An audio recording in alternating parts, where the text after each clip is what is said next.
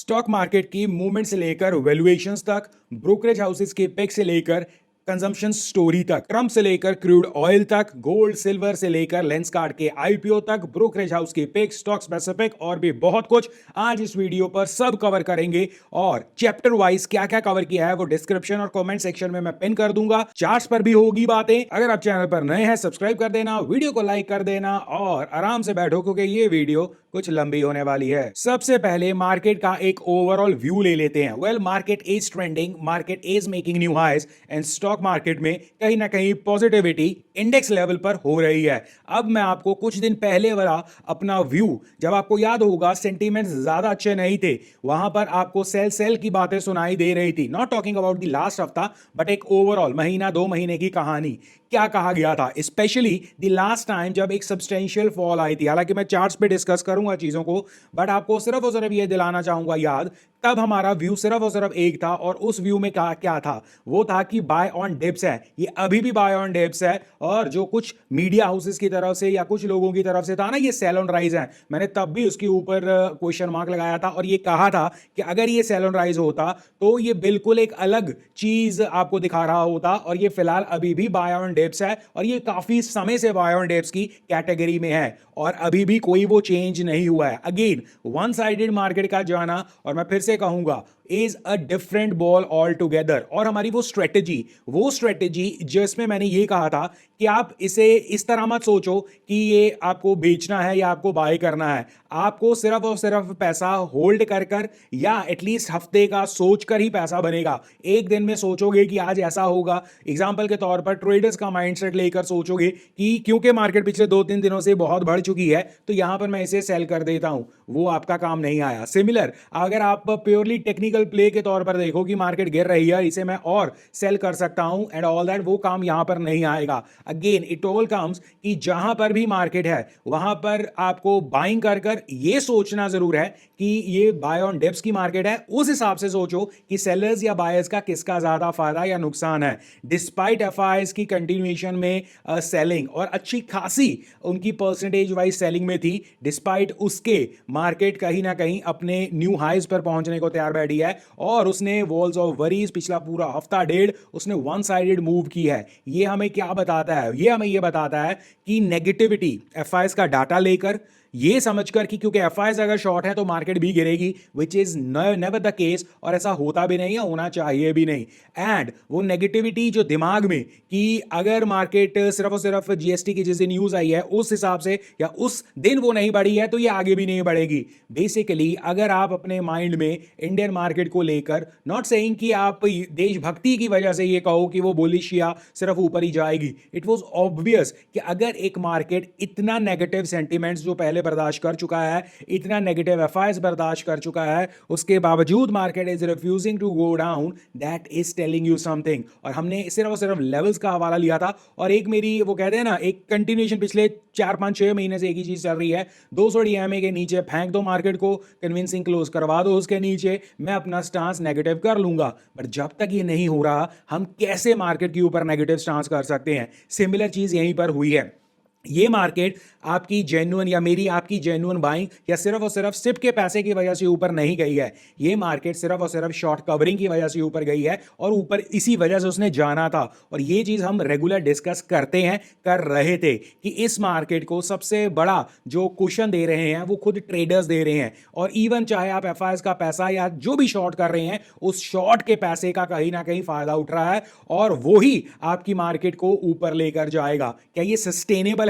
ये मैंने प्रीवियसली भी बात की थी, नहीं। डिस्पाइट मैं इतना पॉजिटिव हूं, ये सस्टेनेबल शायद ना हो या शायद की इक्वेशन ही नहीं है यहां पे, मोस्ट लाइकली ये सस्टेनेबल नहीं होगा। बट जो आपको ये राइजेस मिले हैं ये सिर्फ और सिर्फ आपकी नेगेटिव सेंटीमेंट्स की वजह से मिले हैं। और वंस इसी का एक बैड इफेक्ट भी या एक अदर इफेक्ट भी है कि वंस ये नेगेटिव शुड ऐसे ये शॉर्ट्स सिस्टम से क्लियर आउट होने शुरू होते हैं काफी, और वो आप एक स्टांस बना लेते हो कि नहीं यार ये मार्केट में आप सेल कर पैसा नहीं बना रहे हो, इसे बाय ही करना पड़ेगा। तो जब आप वो सेंटीमेंट देखना शुरू करो, यही चीज जो अभी आपको बाय ऑन डिप्स दिख रही है वो पॉसिबली सेल ऑन राइज हो जाएगी, क्योंकि तब आपके पास उसे ऊपर भेजने के लिए सेलर्स का क्वेश्चन नहीं होगा, क्योंकि सेलर्स की शॉर्ट कवरिंग नहीं आएगी और जेन्युइन बाइंग उसे ऊपर नहीं लेकर जाएगी। और सिप की जो बाइंग है, म्यूचुअल फंड उसे कभी भी प्राइस को तोड़कर या प्राइस को ऊपर बढ़ाकर सिप का पैसा नहीं लगाएंगे। म्यूचुअल फंड के लिए बेस्ट पैसा या ओवरऑल पैसा तब के लिए है कि अगर वो एक रेंज बाउंड हो जाए, नीचे गिरेगा वो पैसा लगाएंगे, उनके लिए बहुत अच्छी बात है। बट ऊपर जाना और एक पैसा लगाते रहना और इंडेक्स को या स्टॉक्स को या ओवरऑल मार्केट को ऊपर भेज देना और वो तब पैसा लगना, वो म्यूचुअल फंड वाले नहीं करेंगे। सो ओवरऑल मार्केट का व्यू इस वक्त भी इंटैक्ट है। आपको जो जिन लेवल्स पर आप पहुंच रहे हो वो may not be sustainable as of now, but again short covering, thanks to short covering this market have reached the new highs. और यहां से ऊपर जाएगी या नहीं वो हम चार्ट्स पर भी डिस्कस करेंगे, that will be debatable, but make no doubt about it कि अगर आप पिछले हफ्ते से, डेढ़ दो हफ्ते से, 3 हफ्तों से इस मार्केट के ऊपर बुलिश नहीं थे, अब हो रहे हो, दैट्स अ वरी। बट अगर आप थे तो नो प्रॉब्लम कि आप प्रॉफिट बुकिंग के ऊपर भी थोड़ा सा ध्यान दो और ओवरऑल मार्केट का कंटेक्स्ट समझो कि यह मार्केट ऊपर क्यों गई है और इसे क्यों जाना था। फिर आती है consumption hype.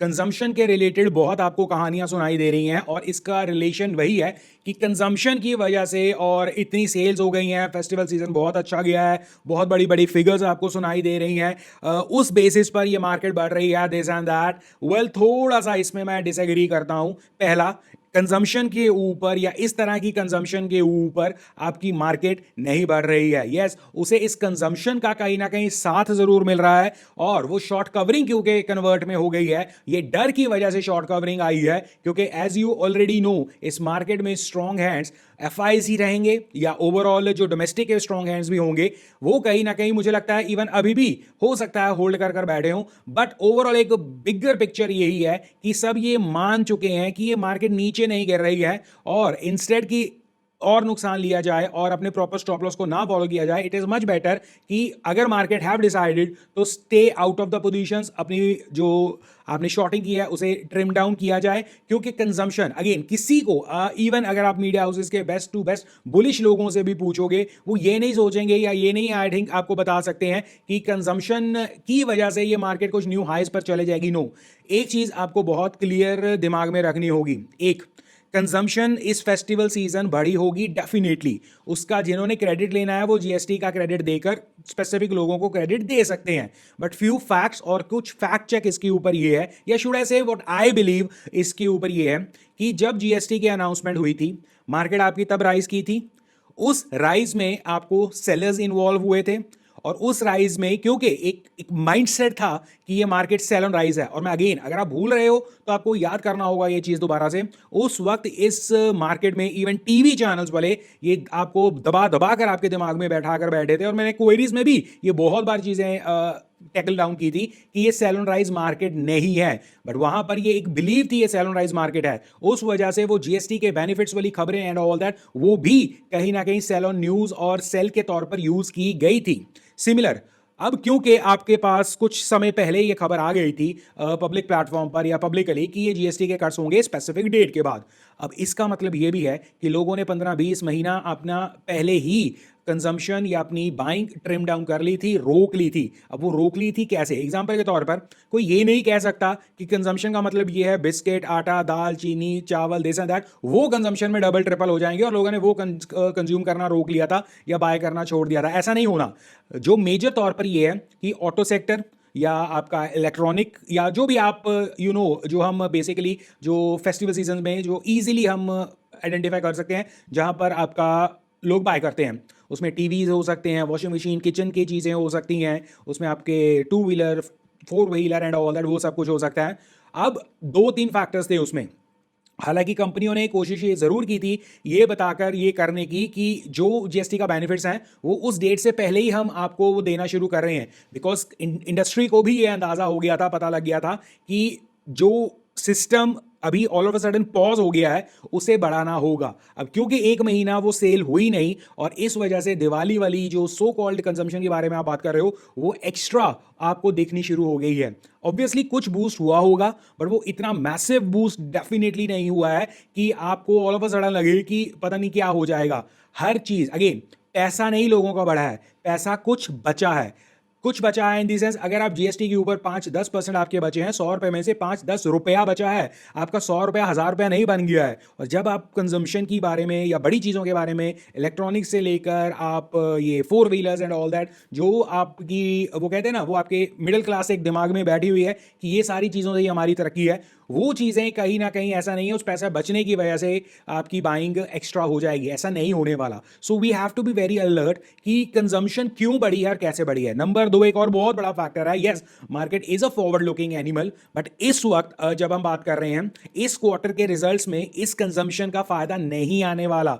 So don't be surprise कि आई डोंट नो कि बहुत लोग, again I understand market is a forward looking animal, but क्योंकि इस क्वार्टर में आपको रिजल्ट्स का बेनिफिट नहीं होगा, और अगर आप ये सोचकर बाइंग कर गए हो कि रिजल्ट्स अच्छे आएंगे, तो इस क्वार्टर में जो ये रिजल्ट्स आ रहे हैं, चल रहे हैं, यहां पर आपको स्टॉक्स जो डिसअपॉइंट करेंगे, हो सकता है वो आने वाले वक्त पे पॉजिटिव दिखा दें, बट इस वक्त क्योंकि उस हाइप की वजह से वो स्टॉक्स चले हैं और वो रिजल्ट्स में आपको नहीं पॉसिबली उतना दिखेगा, और वहां पर आपको स्टॉक्स के ऊपर डिसअपॉइंटमेंट दिख सकती है क्योंकि स्टॉक्स ऑलरेडी रन अप कर गए हैं। बट दैट डजंट मीन कि एक्चुअली स्टॉक ने वो सब कुछ फैक्टर इन कर दिया है, क्योंकि अभी अगर वो कुछ फैक्टरिंग कर गए थे और उसके ऊपर आपका सेलिंग आ जाएगा बिकॉज ऑफ द रिजल्ट्स, क्योंकि एक्सपेक्ट यही है कि इस बार के रिजल्ट्स उस तरह नहीं आएंगे, नेक्स्ट क्वार्टर के रिजल्ट्स अच्छे आएंगे क्योंकि वहां पर ये सेल्स एड ऑन होगी, और तब यार अब से लेकर 3 महीने का जो गैप आएगा, उस 3 महीने में मार्केट के अपने आपको सस्टेन कर ऊपर लेकर जा सकती है। आई हैव माई डाउट्स, भले ही मार्केट और ओवरऑल जितनी मर्जी फॉरवर्ड अहेड सोच ले,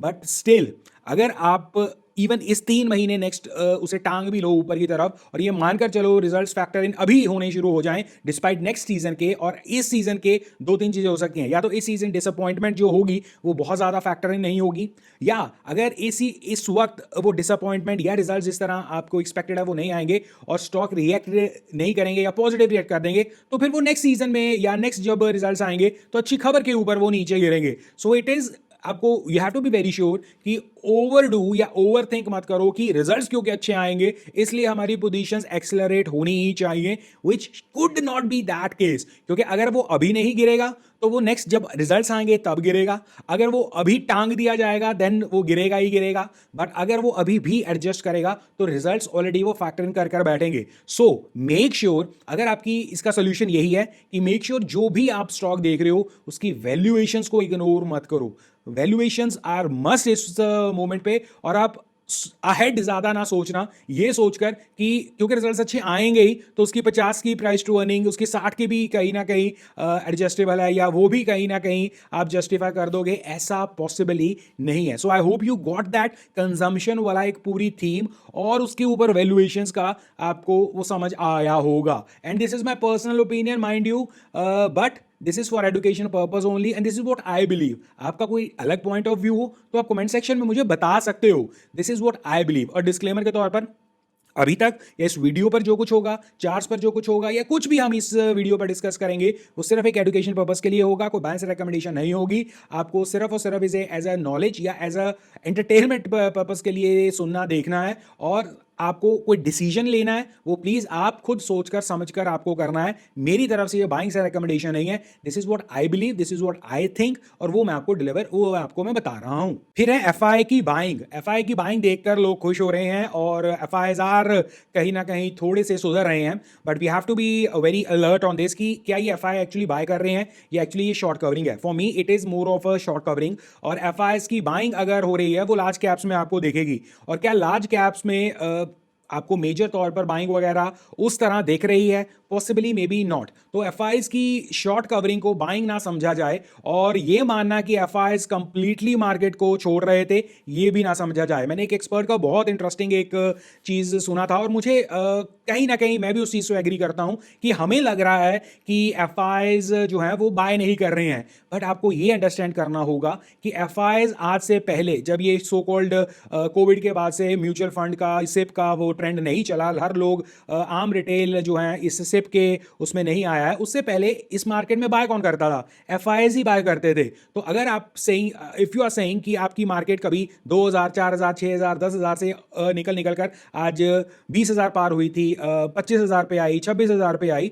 तो भाई एफ को कहीं तो प्रॉफिट बुक करना है ना। एफ अपना वो पैसा रोक कर तो रखेंगे नहीं, और एफ मेजर तौर पर बाइंग भी लार्ज कैप्स में करते हैं। वो लार्ज कैप्स में आपको चाहे आप टीसीएस वगैरह देख लो, चाहे एचडीएफसी देख लो, या बैंकिंग आईटी सेक्टर देख लो, कंजम्पशन के कुछ स्टॉक्स देख लो, तो वहां पर just imagine the massive benefits या मैसिव जो उनका पैसा ऑलरेडी बना हुआ है। सो वहां पर वो अगर प्रॉफिट ले रहे हैं, और एफ के लिए ये सिर्फ और सिर्फ वन ऑफ द मार्केट है out of the whole world, so it is not a bad idea. उनकी प्रॉफिट बुकिंग को हम उनकी सेलिंग नहीं कह सकते हैं। और अगर वो इस वक्त प्रॉफिट बुकिंग आपकी मेन प्राइमरी मार्केट से कर रहे हैं, तो जो आईपीओज आ रहे हैं, कई आईपीओज में जो उनकी कहीं ना कहीं इन्वॉल्वमेंट है नई कंपनियों के रिलेटेड दिस एंड दैट, तो वहां पर जो कुछ वो कर रहे हैं वो भी तो कहीं ना कहीं उनकी बाइंग में ही आता है ना। क्योंकि सपोज करो आपने रिसेंटली हुंडई हो गया, एलजी हो गया, या ऐसे कई और आपके कई और दिग्गज हैं एग्जांपल के तौर पर, चलो आप यू अंडरस्टैंड,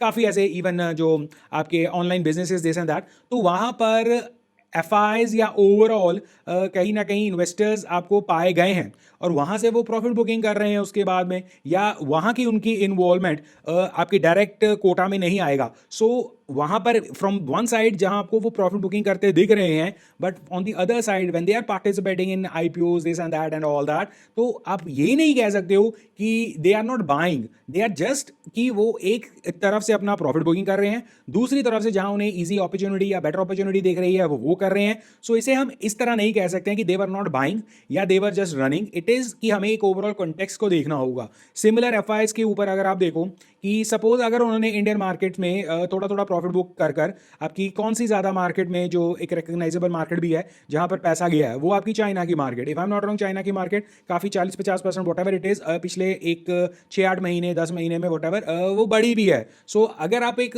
लूज टर्म्स में यही सोचो, हालांकि इट इज़ नॉट कि ऐसा ही हुआ होगा दिस एंड दैट, बट आप लूज टर्म्स में अगर सोचो कि लार्ज कैप सच एज, सबसे इजी एग्जांपल टीसीएस बहुत गिरा एग्जांपल के तौर पर, तो आपका IT was one of the top pick आपकी इंडियन मार्केट के लिए एफआईएस की नज़र में। अगर सपोज अगेन नॉट सेइंग कि उन्होंने ऐसा किया होगा, इट इज जस्ट एक चीज़ हम समझने की कोशिश कर रहे हैं। अगर they have sold some of any, आप बोलो इंडियन मार्केट में, and they have got into the Chinese market for that matter of the fact, तो उस इक्वेशन में देखो यहाँ से उनकी लार्ज कैप वाली कहीं ना कहीं वो गिरा भी है, वहाँ से उनका चाइनीज़ वाला वो बढ़ा भी है। सो आई थिंक एफ को उस तरह अगर आप सोचो तो उनकी बाइंग, उनकी सेलिंग या उनकी ओवरऑल वो क्या कर रहे हैं वो जस्टिफाइबल हो जाएगा। सो एफ की ना बाइंग अच्छी ना आपकी सेलिंग अच्छी बुरी, इट इज़ ओनली कि वो उनके लिए अच्छा चल रहा है, उसे देखकर हम एक्ट नहीं कर सकते हो। एक बहुत इंटरेस्टिंग फैक्ट ये है कि एफ की बाइंग के ऊपर आपकी मार्केट ज़रूरी नहीं है कि बढ़ती है, एफ की सेलिंग के ऊपर ज़रूरी नहीं है आपकी मार्केट गिरती है। सेलिंग का तो आपने प्रत्यक्ष जो जो जो डायरेक्टली आपने प्रमाण देख ही लिया है रिसेंटली कि एफ की सेलिंग के ऊपर आपकी मार्केट उस तरह नहीं गिरी है जैसी हो सकती थी, बिकॉज इस वक्त आपके पास DIS का पैसा and all that mutual fund का पैसा वो फ्रंट पे खड़ा है। बट अगर वो बाइंग करना शुरू कर देते हैं, डोंट थिंक कि वो फिर मार्केट को ऊपर ले जाएंगे, बिकॉज उस वक्त जो DIS का, क्योंकि ये इक्वेशन बनी रहती है कि अगर एफ बाइंग करनी शुरू भी कर देंगे तो DIS के लिए वो इजी एग्जिट अपॉर्चुनिटीज बन जाती हैं। सो इस चीज को इग्नोर नहीं किया जा सकता। अब चलते हैं चार्ट्स के ऊपर और निफ्टी के बारे में टेक्निकल पिक्चर और ओवरऑल चीज समझते हैं। आपके स्क्रीन के ऊपर चार्ट्स हैं निफ्टी के। अब यहाँ पर एक चीज़, आपके जो प्रीवियस हाई जो कि सितंबर अक्टूबर वाले टाइम पर बने थे निफ्टी के ऊपर, वो अभी भी थोड़ा सा दूर है। और उससे पहले लेटेस्ट जो हमने देखा है कि यहाँ पर एक सेलिंग या आपको 2 दिनों की सेलिंग यहाँ पर दिखी है, जो कि ईजिली आप ये कह सकते हो कि एक जो अगेन जो मैंने आपको स्टार्टिंग में या हमेशा एक चीज़ कहता हूं ना कि आप उस एस्पेक्ट से सोचो कि अगर आप कोई ट्रेड ले रहे हो आपके लिए रिस्क रिवॉर्ड इस वक्त क्या कहता है। सिमिलर अगर आप इस पिक्चर में देखो, आपका ये जो हाई जो आपका अक्टूबर वाले जो लास्ट अक्टूबर का जो मेन हाई है आपका, और जो आपका रिसेंट आपका जो ये हाई बना है, अब इन दोनों पिक्चर्स में आपका रिस्क रिवॉर्ड क्या कहता है? क्या आपका रिस्क रिवॉर्ड ये कहता है कि यहाँ पर बाय करो और ये एंटिसिपेट कर कर चलो कि जो प्रीवियस हाई है वो टूट रहा है और उसके ऊपर निकल रहा है? चलिए आप ये सोचकर भी देख लो उसके ऊपर कितना फायदा आपको मिलेगा या कितना फायदा आपको हो सकता है, वहां पर इक्वेशन चेंज होती है। अब उसका ही ऑपोजिट आप सोचो कि इस वक्त आप जो हाइस पर पहुंचे हो या जिन हाइस के आसपास आपकी रेजिस्टेंस प्रीवियसली मार्क्ड है, उन हाइज के ऊपर अगर आप सेल करते हो, सपोज अगेन आप इस मोमेंटम को पंगा ले रहे हो, आप जिस तरह आपने देखा ये मोमेंटम एक वन साइडेड ऊपर की तरफ जा रहा है, बट दिस इज हाउ इस मार्केट में पैसा बना है कि आप उस मोमेंटम के अगेंस्ट, अगेन उसी दिन जरूरी नहीं है कि वो होगा, हो सकता है आपको 2-4 दिन नुकसान भी देखना पड़े, बट अल्टीमेटली सपोज उस मोमेंटम के अगेंस्ट आप जाते हो और जो प्रॉपर स्टॉप लॉस है, जो प्रीवियस हाई का, जो कि इस यहां पर आपको दिख रहा है, उसका स्टॉप लॉस लगाते हो, तो क्या आपके लिए बेस्ट सिनारियो ये है या वो जो प्रीवियसली डिस्कस किया है? आई थिंक ये वाला है। क्यों? इसमें आपको एक तो प्रॉपर स्टॉप लॉस है जो कि आपका एक रेजिस्टेंस के तौर पर एक्ट करेगा, उसमें भी आप अगर कुछ क्वेश्चन ले लोगे तो वो आपका कहीं ना कहीं रिस्क रिवॉर्ड के हिसाब से, क्योंकि अगर वहां से रिवर्सल या वहां से प्रॉफिट बुकिंग भी होती है तो कहीं ना कहीं आपको एक सब्सटेंशियल एक प्रॉफिट जो जो आपने स्टॉप लॉस लगाया उसे ट्रेल करने का मौका भी मिल जाएगा, और कहीं ना कहीं आपके लिए सब्सटेंशियल वो ट्रेड ज़्यादा बेटर होगी। सिमिलर यहीं पर ऑल्सो प्रीवियस अगर मैं बातें करूं, जैसे एग्जांपल के तौर पर हाउ कम हमने ये वाला बॉटम, हाउ कम वो लास्ट 3 बॉटम्स हमने काइंड ऑफ एन आइडेंटिफाई किए थे? वॉज इट कि हम बहुत बढ़िया थे उस एनालिसिस में? नो, हम सिर्फ एक पिक्चर में गए थे कि इस वक्त हमारा बेस्ट रिस्क रिवॉर्ड क्या कहता है, और अगर वो जो रिस्क रिवॉर्ड के हिसाब से जो लेवल्स, जो सपोर्ट लेवल्स हैं वो होल्ड नहीं भी होते हैं, उसके बियॉन्ड कितना आपके पास क्वेश्चन है उस चीज को एक्सटेंड करने का, उस बेसिस पर हमने हर बार ये बात की थी। सिमिलर ऊपर जाने में भी एग्जांपल के तौर पर सितंबर अक्टूबर मंथ में यहां पर एग्जांपल के तौर पर ये, और ये लाइंस हमारे प्रीवियसली ड्रॉन है, नई लाइंस नहीं है,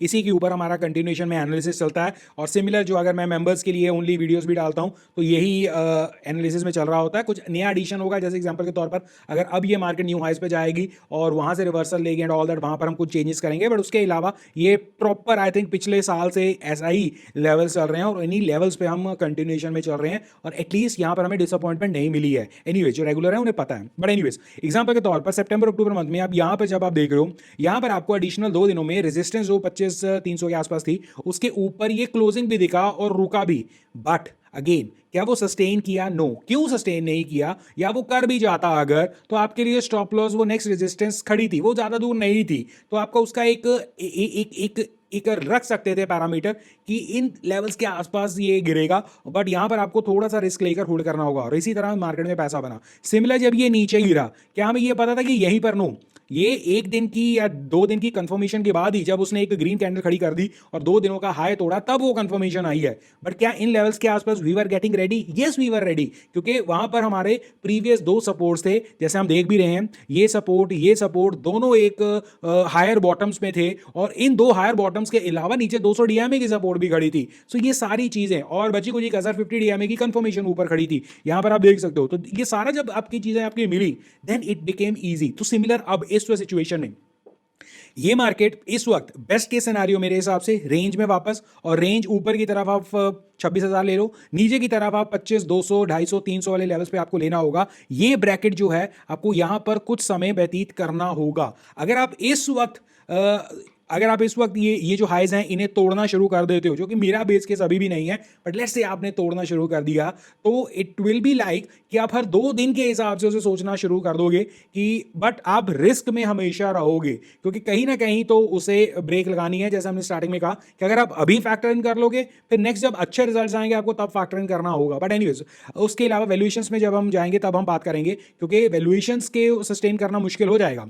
तो सिमिलर लास्ट 2 दिनों में जो ट्रेड हुई है, अगेन लास्ट 2 दिनों में जो ये हमें ट्रेड दिख रही है, ये उसी पैरामीटर्स पर बनी है। एक कि आपकी राइज बहुत थी और आप आई थिंक पिछले 1-1.5-2 हफ्ते से one sided move upward direction में जा रहे हो, तो एक वो pressure, profit booking is not a bad idea. उसके बाद आप रेजिस्टेंस के बिल्कुल पास जा रहे हो, ऑल हाइज के आसपास बिल्कुल जा रहे हो, उस पैरामीटर पर कहीं ना कहीं आपको obviously profit booking, but smart money यहां पर वो चांस लेगा। अगेन सक्सेस या फेलियर रिजल्ट के बाद ही पता लगेगा। रिजल्ट इन द सेंस, अगर सपोज जैसे एग्जांपल के तौर पर इस वक्त मैं मान रहा हूं कि ये जो आपका बड़ा टॉप यहां पर बना है, इसका आप स्टॉप लॉस लगाकर और इसके ऊपर थोड़ा सा क्वेश्चन क्लोजिंग बेसिस पर लेकर अगर ट्रेड कर रहे हो, तो बहुत रेयर चांसेस है कि आप उसे डिसअपॉइंटमेंट के तौर पर देखोगे। बट सपोज अगर आप सपोज ये निकल जाता है, तो ऑब्वियसली आप लोग नुकसान बुक करोगे। ट्रेडिंग में ऐसा तो नहीं है कि कोई गारंटेड है कि आपको हर बार जाना है तो प्रॉफिट ही मिलेगा, बट इट इज आप अपना बेस्ट चांस क्या ले रहे हो, और बेस्ट चांस इस वक्त यही है कि इस तेजी को या जो ऑलरेडी है, अगर आप ऑलरेडी पार्टिसिपेट नहीं कर रहे थे, वेट की शॉर्ट कवरिंग इसे कहां तक लेकर जा सकती है, क्योंकि शॉर्ट कवरिंग में आप कभी चैलेंज नहीं कर सकते हो कि कहां, बट ये सस्टेन करना will be the big question mark, sustain करना will be the problematic scene और सिनारियो इस वक्त। सो एक बार मैं इस स्क्रीन को क्लियर कर दूं और इसे और अंडरस्टैंड करते हैं, थोड़ा सा और इसे क्लोज डाउन करते हैं। सो इस वक्त अगर आपको बहुत इमीडिएट ट्रेड के तौर पर सोचना है तो आप ऑब्वियसली ये 26,000 वाला जो आपका ये ओवरऑल जो कल का जो या 2 दिन पुराना जो हाई है उसका एक स्टॉप लॉस लगाकर आप पंगा ले सकते हो। बट आपको ये भी देखना होगा कि अब ये रेंज, ये जो आपके सामने ये आपकी रेंज जो है जिसमें आपके प्रीवियस ये सारी एग्जांपल के तौर पर, जैसे ये आप देख रहे हो, ये जो आपकी रेंज बाउंड है जिसमें एक्चुअली हायर बॉटम्स बने हैं, बट ये market it is like similar. यहां पर देखो, ये आपको टॉप दिख रहा है, अब सपोज करो वही टॉप यहां पर आप मानकर चलो ये टॉप वैसा ही बना है, तो इसने क्या किया, इसने आराम से उस रेंज को रखा, जैसे एग्जांपल के तौर पर अगर आराम से यहां पर अगर ये रहा,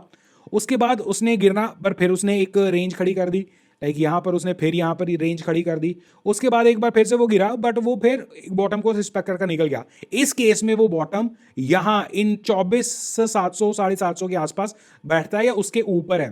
तो आप 24,700 750 800 वाले लेवल्स जो कि यहां पर जो इसकी प्रीवियस आपका यहां पर सपोर्ट है, इसके बियॉन्ड नीचे जाता मार्केट को फिलहाल के तौर पर नहीं देखोगे। This is how you shift the market. यहां पर ये बॉटम ये बॉटम ये बॉटम के बाद अगर सपोज इन लेवल्स के आसपास, लेट्स से इस केस में हम 24,700 800 की जगह हम 25,000 को भी पकड़ते हैं जो कि 50 डीए में भी है, तो दैट मीन्स आपने बॉटम्स शिफ्ट कर लिए, आपके हायर बॉटम्स क्रिएट हो गए, आपने ओवरडू भी नहीं किया ऊपर जाने पर, क्योंकि इसके इफेक्ट सुन लो पहले ही। सपोज यहां से मार्केट निकल जाती है तो नंबर 1 आपकी वैल्यूएशंस में small cap mid caps they are struggling, वो उन वैल्यूएशंस पर नहीं है कि मार्केट निकल जाएगी और वहां पर बाइंग सस्टेन कर जाएगी। निफ्टी की वैल्यूएशंस विल बी कहीं ना कहीं क्वेश्चनेबल, क्वेश्चन मार्क पे लग जाएगी। और ये फेस्टिवल सीजन होने का अच्छा होने का ये मतलब नहीं है कि वैल्यूएशंस अगर आप 22-23 पर जा रहे हो तो ऑल ऑफ अ सडन 15 पर आ जाओगे और सभी कहेंगे मार्केट इंडियन मार्केट सस्ती बहुत है। नो, तो वो सारे इफेक्ट्स आपको फैक्टर इन करने होंगे। तो बेस्ट केस सिनेरियो यहीं पर यही है, और वही एक जो अभी तक हमने एनालिसिस किया है उसी बेसिस पर कि यहां पर शॉर्ट कवरिंग थोड़ा बहुत इसे और इन्फ्लुएंस अगर कर भी दे बेस्ट सिनेरियो में, ओके, बट आपका बेस्ट सिनारियो जो आपकी बेस्ट बेट, जो मेरी बेस्ट बेट हो सकती है वो ये है कि अब आप 25,000 के आसपास सेटल डाउन करो, एक रेंज बाउंड करो जिस तरह सपोज, और उस रेंज बाउंड में ट्रेडर्स की लेनी देनी करो सिमिलर टू व्हाट जो हमने इसमें देखा था, like I will show you again. जैसे यहां पर देखो जुलाई अगस्त में, सितंबर में, अक्टूबर में और लगभग नवंबर में, ये सारे जोन में जो हमने ये जोन रेंज का देखा था, उस रेंज में एक टॉप से रादर वो नीचे गिरा है जहां पर ये है, उसके बाद उसने हर बार ट्रेडिंग अपॉर्चुनिटी दी है, ट्रेडर्स को फंसाया है, मार्केट को नीचे गिरने से बचाया है, बट आपको ट्रेडिंगेबल अपॉर्चुनिटीज ट्रेडर्स की लेनी देनी और वहां पर फंसाया है ऑल दैट, जिसमें mutual fund was happy, FIIs was frustrated, sellers were frustrated, buyers at times were frustrated. तो वो सारा सिनेरियो मार्केट अब दोबारा रिपीट कर देगा फॉर द नेक्स्ट 2-3 महीने। I won't be surprised over this. So this is the big picture. हाँ, again जब आप एनालिसिस करते हो, जैसे अभी मैंने आपको पूरी बिग एक पिक्चर समझाई है, अब दैट डजंट मीन कि मेरी कहा पत्थर पर लकीर, नो, बट आप एक ओवरऑल पिक्चर जरूर या एक ओवरऑल थ्योरी जरूर लेकर चलते हो जिसके अराउंड आप अपनी ट्रेड करते हो। सपोज करो ये जो मैंने कभी कहा है ये अभी बर्स्ट हो जाता है, सपोज कल मार्केट जो है गैप अप देती है, हाई निकलती है, परसों और हाई जाती है, चौथा और हाई आती है, और अगला पूरा हफ्ता बूम बूम कर बाहर निकल जाती है। डज दैट मीन कि मैं अपना व्यू चेंज कर लूं? नो, क्योंकि उसके सिर्फ टेक्निकल पैरामीटर के ऊपर नहीं है, वैल्यूएशन फैक्टर भी है। वैल्यूएशन फैक्टर पे आगे मैं डिस्कस करता हूं। फिर एटलीस्ट ये है कि मैं स्टेप बैक हो जाऊंगा, 2 कदम पीछे ले लूंगा, फिर मैं अपने, और इसीलिए जैसे कि आपको म्यूचुअल फंड में भी होना चाहिए stay invested this and that, क्योंकि तब मैं अगर निफ्टी के ऊपर या ओवरऑल मार्केट के ऊपर ट्रेड कर रहा हूं तो मैं 2 स्टेप्स बैक कर लूंगा और I will wait and watch. मुझे कोई वो थोड़ी ना कि कंपल्शन की भाई नहीं मुझे करना ही करना है, तो I will wait and watch. I will accept कि इस पॉइंट ऑफ व्यू पर I got a little wrong here और मार्केट कुछ और सोच रही है, सो या तो जब तक वो जो मुझे समझ नहीं आ रहा है मुझे समझ में आ जाए, या मार्केट वो करने आ जाए जो मैं समझ कर चल रहा हूं, तब तक आई स्टे बैक, और तब तक I let my mutual fund, क्योंकि मार्केट चलेगी तो साथ में कहीं ना कहीं ओवरऑल चीजें भी चलेंगी, तो I let my mutual funds work, let my stocks work for me, instead of पंगा लेकर ट्रेडिंग या ऐसा बोला मार्केट के ऊपर एक व्यू बनाना या ट्रेड करना. So this is how it goes. तो ऐसा नहीं है कि अभी एग्जाम्पल के तौर पर एक स्टॉक है या स्टॉक शुरू से हमने रिसेंटली कवर किया था, हैप्पीएस्ट माइंड. अब उसकी एग्जाम्पल यहाँ पर लेने का कोई मतलब वगैरह नहीं है, बट चलो मैं हैप्पीएस्ट माइंड यहाँ पर बातों बातों में निकला है, एक बार मैं उसे ओपन भी कर देता हूँ. ये देखो हैप्पीएस्ट माइंड के ऊपर ये देखो, ये चार्ट देख रहे हो. अब हैप्पीएस्ट माइंड के ऊपर अगर आपने वीडियो देखी है, वहां पर मैंने वीकली चार्ट्स के ऊपर और ओवरऑल एक सिनेरियो समझाया था कि क्यों ये 500 वाले जो लेवल्स आसपास है ना, ये वाली वो बहुत इंपॉर्टेंट लेवल्स हैं. यहां से काइंड ऑफ कुछ हैंकी पैंकी, या यहां से वो सस्टेन करेगा, सपोर्ट करेगा, मतलब वो पूरी थ्योरी मैंने समझाई थी. ऑब्वियसली मुझे पर्सनल हेट नहीं मिली, thankfully for that, but stock के प्रति बहुत हेट थी. But majority of the people were in this disbelieve कि ऐसा कुछ हो सकता है. एग्जांपल के तौर पर जिस दिन मैंने, हालांकि मैंने उसमें वीकली कवर किया था, दिस एंड दैट चीज़ें समझाई थी and all that, next day वो स्टॉक गिरा. लो जी हो गए, देखो स्टॉक गिर गया, ये हो गया, वो हो गया. You didn't understood the whole picture. वहां पर देयर वाज अ रीजन कि मैंने वीकली चार्ट खोला था और उस पे एक चीज समझाने की कोशिश की थी. Now see the same picture आपके सामने उसी वीकली चार्ट के ऊपर. ये देखो हैप्पीएस्ट माइंड क्या कर गया है. एक, उसने पिछले हफ्ते के पिछले हफ्ते यानी कि 2 हफ्ते पहले का बॉटम रिस्पेक्ट कर दिया. नेक्स्ट हफ्ते उस बॉटम के ऊपर निकल गया, और नेक्स्ट हफ्ते जो कि ये प्रेजेंट हफ्ता था, उसने प्रीवियस हफ्ता तोड़ा, प्रीवियस हफ्ते का बॉटम तोड़ा. अब जो इक्वेशन मैंने तब समझाई थी, इसीलिए आप कहते हो अपडेट अपडेट करते रहो अपने आप को. नाउ इट बिकम्स कि अब आपके पास बॉटम इज इन प्लेस. अब अगर आप पहले श्योर नहीं थे कि मेरा स्टॉप लॉस क्या होगा या मुझे कितना वेट करना होगा, अब इस वक्त यू आर श्योर कि आपका बॉटम क्या होगा. और इसी केस में इसे आप को रिलेट करो, इसकी अर्निंग आ रही है आने वाले वक्त में. टू बी एग्जैक्ट अगर मैं देखूं, इसकी अर्निंग है 28 अक्टूबर को.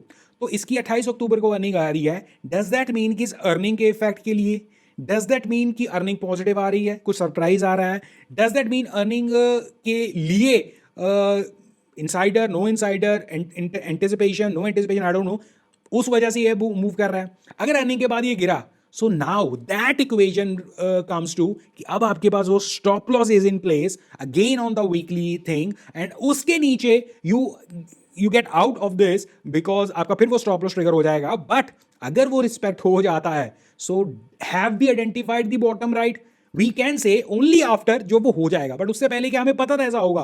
क्योंकि फिर अगेन अगर हमें पता होता तो भाई वो कहते हैं ना, फिर तो वो करामात हो जाती. उस स्पेसिफिक वीडियो जब वीकली चीजें समझाई थी, आप नेक्स्ट डे दूसरे दिन ये गिर गया, ये हो गया, वो हो गया, उस पर ही अपना टाइम खराब करते रहते, तो आप उस पिक्चर को ना समझ पाते. अगेन स्टॉक ऐसा नहीं है कि बहुत पता नहीं कहां बाहर निकल गया, उन्हीं लेवल्स के आसपास है. 500 पर डिस्कस किया था तो 520 पर यहां पर है, वहां से 480-90 भी इसने दिखाया होगा. बट द थिंग इज कि आपको यही पर वो कह रहा हूं, यही वो चीज है आपको कि अगर आप डेली उस मूवमेंट को ही ट्रैक करी जा रहे हो, मेक्स नो सेंस. आपको एक थ्योरी बनानी होगी, एक लॉजिक लेना होगा, उस लॉजिक को राइड करना होगा. और सिमिलर वो लॉजिक इस वक्त ये कहता है, अर्निंग आपके सामने है, वीकली चार्ट पर उसने 3 हफ्ते उसने बचा कर रख दिए हैं. सिमिलर टू, हालांकि इसका ये नहीं मैं कहूंगा सिमिलर टू इसने जो प्रीवियसली कभी कुछ किया होगा, क्योंकि यहां पर उसने वन साइडेड मूव वापसी के लिए की थी. उससे पहले यहां पर उसने गिरावट नहीं दिखाई थी. रादर इसके प्रीवियस टाइम जब उसने एक बाउंस दिया था, तब तो वो वन डायरेक्शनल गिर रहा था, और वहां से उसने पहली वीकली ऊपर की तरफ इतनी बड़ी कैंडल बनाई थी. सिमिलर इन बिटवीन यहां पर भी इसने मल्टीपल टाइम्स वीकली कोशिश की है. बट इस तरह की सब्सटेंशियल कैंडल जिसमें आपकी बॉडी सस्टेन कर जाए, जिसमें स्पाइक्स ओवरऑल ज्यादा नहीं है, इससे पहले जब जब इसने कोशिश की है स्पाइक्स या रेड कैंडल्स उसने खड़ी कर दी है. सो ये सारी चीजें आपको नोट करनी होगी. और ये सिर्फ इसलिए मैंने बातों बातों में निकाल लिया बिकॉज इसके ऊपर अभी भी आई कैन सी लोगों का इंटरेस्ट चल रहा है, और लोग उस वीडियो के ऊपर कमेंट्स करते हैं. हैप्पीएस्ट माइंड के ऊपर बहुत नाराजगी है, और thankfully it is a new trend also.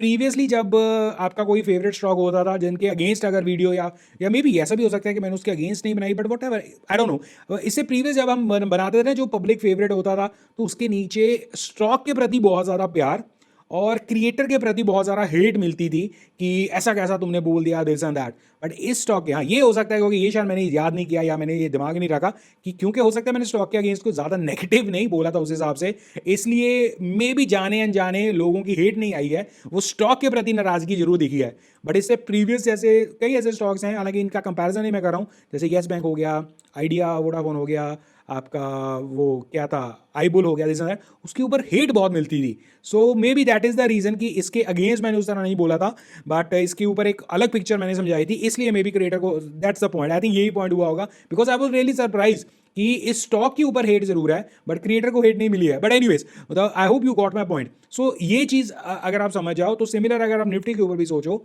It is कि आपको एक थीम बनानी होगी, उस पर एक सब्सटेंशियल आपको चीज़ सोचनी होगी, आपको एक लॉजिक क्रिएट करना होगा, then you have to act, that make sense. फिर मैं आ रहा हूँ बैंक निफ्टी के ऊपर। बैंक निफ्टी के चार्ट्स भी आपके सामने अवेलेबल होंगे। बैंक निफ्टी अपने पुराने हाइज वगैरह वो सब कुछ तोड़ ताड़ कर ऊपर खड़ा है, और आई थिंक ये थीम काफ़ी वक्त से चल भी रही है। टीवी चैनल्स पर भी आपको बहुत चीज़ें इसके रिगार्डिंग एक्सपर्ट्स ने काफ़ी रिलेटेड इसका बताया होगा। मैं भी इसे कवर कर रहा हूँ कि फाइनेंशियल्स कहीं ना कहीं हर वॉल ऑफ वरीज को क्रॉस कर कर और कहीं ना कहीं वो आपको एक सस्टेनेबल चीज़ दिखा रहे हैं। I still remember Nifty bank से हमारी जर्नी शुरू हुई थी जब इसकी प्राइस टू अर्निंग और एज ए इंडेक्स की इसकी 12 के आसपास थी, तब मैंने इसके ऊपर पॉजिटिव एंड ऑल दैट, और तब से इमेजिन करो निफ्टी का ही नहीं ओवरऑल गया है कि बट बैंक निफ्टी की वैल्यूएशंस काफ़ी सुधरी थी। आई hope you guys remember that. और उसके अलावा भी इवन एक्सपर्ट्स का भी मानना है कि फाइनेंशियल्स इज दी सेक्टर जो आपको इग्नोर नहीं करना चाहिए, और फाइनेंशियल्स इज समथिंग जो आप पॉजिटिव के तौर पर देख सकते हो, तो उसमें तो कोई चेंज नहीं आया है। बट अगर आप ओवरऑल सिनारियो में अगर आप अभी देखो तो bank Nifty have been performing, इसकी वैल्यूएशंस थोड़ी देर के बाद चेक करेंगे, टेक्निकली देखा जाए इस वक्त, और यहाँ पर वो फर्स्ट टाइम वो कहते हैं ना कि अब आपको लाइन ड्रॉ करने की ज़रूरत पड़ गई है। इट इज़ ये वो हाइज जो वो क्रॉस कर कर गया है यहाँ पर, ये वो हाइज आपके ये रेजिस्टेंस के तौर पर, अब वो उन रेजिस्टेंस के तौर पर वापस उसे टेक डाउन कर रहा है। अब इसका दो ही मतलब होता है, एक हाई बनाकर अगर वो सस्टेन ना करे और वो ड्रॉप कर जाए तो वो नया हाई बना देगा, या सिर्फ और सिर्फ, और ये सिर्फ और सिर्फ इस इंडेक्स में दिख रहा है कि, और बहुत कम रेयर चांसेस होते हैं कि अगर ये इंडेक्स उस तरह रिएक्ट करे कि वो निफ्टी को भी साथ में भगा ले, क्योंकि अगेन वैल्यूएशंस दोनों की डिफरेंट थी। और एक वक्त था ऐसा जब निफ्टी चल रहा था, बैंक निफ्टी ओवरऑल नहीं चल रहा था, और वैल्यूएशंस का जो डिफरेंस था उनका, वो गैप एक्सटेंड हो गया था। उस गैप को बैंक निफ्टी कहीं ना कहीं क्लोज डाउन कर रहा है, और उस गैप की वजह से ही बैंक निफ्टी आउट परफॉर्म कर रहा है। और again I will come to that कि बहुत जो कह रहे हैं ना कि इंडियन इकोनॉमी का ये एंड वो बेनिफिट फाइनेंशियल सेक्टर्स में होगा, this and that, well kind of a you can say yes, obviously bank is a backbone, कहीं ना कहीं financial system is a backbone of the country, this and that, but उससे ज़्यादा जो difference create हो गया था ना वैल्यूएशंस का, कि निफ्टी कहाँ वैल्यूएशंस पर ट्रेड कर रहा था, बैंक निफ्टी अपनी हिस्टोरिकल वैल्यूएशंस के हिसाब से कहाँ ट्रेड कर रहा था, वो डिफरेंस की वजह से आई थिंक बैंक निफ्टी ने ज़्यादा बेटर परफॉर्म किया है। इट इज़ सिमिलर, अगर आप जो हमने इसी स्ट्रीम पर भी बात की है, अभी इसी वीडियो पर बात की है कि इंडियन मार्केट को बेचकर एफआईज अगर चाइनीज मार्केट में जाते हैं तो वहां पर एक वैल्यूएशंस का बहुत बड़ा प्ले था। एग्जांपल के तौर पर if I am not wrong 10 की प्राइस टू अर्निंग के आसपास चाइनीज मार्केट ट्रेड कर रही थी आज से 6-8 महीने पहले, वर्सेज इंडियन मार्केट्स 20, 22, 23, 24, 25 के आसपास ट्रेड कर रही थी। तो वो डिफरेंस 20, 22, 23, 24, 25 वाला 20 तक पहुंचा इंडियन मार्केट्स का, या 20, 21, 22 वट एवर इट इज, और वो चाइनीज वाला 10 वाला 15, 16 पर पहुंचा या 15 के आसपास पहुंचा। सो दैट मीन्स क्योंकि वो डिफरेंस हाई हो गया था, उसे श्रिंक डाउन किया गया। सिमिलर बैंक निफ्टी और निफ्टी के कहीं ना कहीं जो हिस्टोरिकल वैल्यूएशंस के हिसाब से, जो उनकी मीडियन एवरेजेस के हिसाब से डिफरेंस हो गया था। अब वो डिफरेंस ऑब्वियसली बराबर नहीं आने वाला, इट इज कि एटलीस्ट उसे जितना कम किया जाए वो है। इट इज सिमिलर कि वैल्यू कहां पर दिख रही थी, बैंकिंग सिस्टम में, फाइनेंशियल्स में, निफ्टी बैंक उसका पार्ट, तो इसमें वैल्यूएशंस दिख रही थी। दैट्स द रीजन इसके मूवमेंट का मेक्स मोर सेंस। एनीवेज, फिलहाल के तौर पर जैसे अगेन 2 दिनों में आपको रेजिस्टेंस देखी है या आपने प्रॉफिट बुकिंग देखी है, दिस एंड दैट, तो दिस इज द आइडियल। अभी मच अनलाइक जो निफ्टी में हो रहा है, बैंक निफ्टी में ये वाला स्पॉट, ये 57,000 के आसपास वाला ये लेवल्स हैं जो काफ़ी डिसाइसिव लेवल हैं। यहाँ से बैंक निफ्टी कैन रीबाउंड, और यहाँ से bank Nifty can still move ahead, क्योंकि उसका वैल्यूएशंस पार्ट जब हम डिस्कस करेंगे वहाँ पर आपको और समझाऊंगा, क्योंकि वहाँ पर आपके पास क्वेश्चन है। निफ्टी में मे not B, Nifty it is like अगर मूव भी करेगा तो उस तरह वाइडली मूव नहीं कर सकता जितना बैंक निफ्टी मूव कर सकता है, because it have got the question.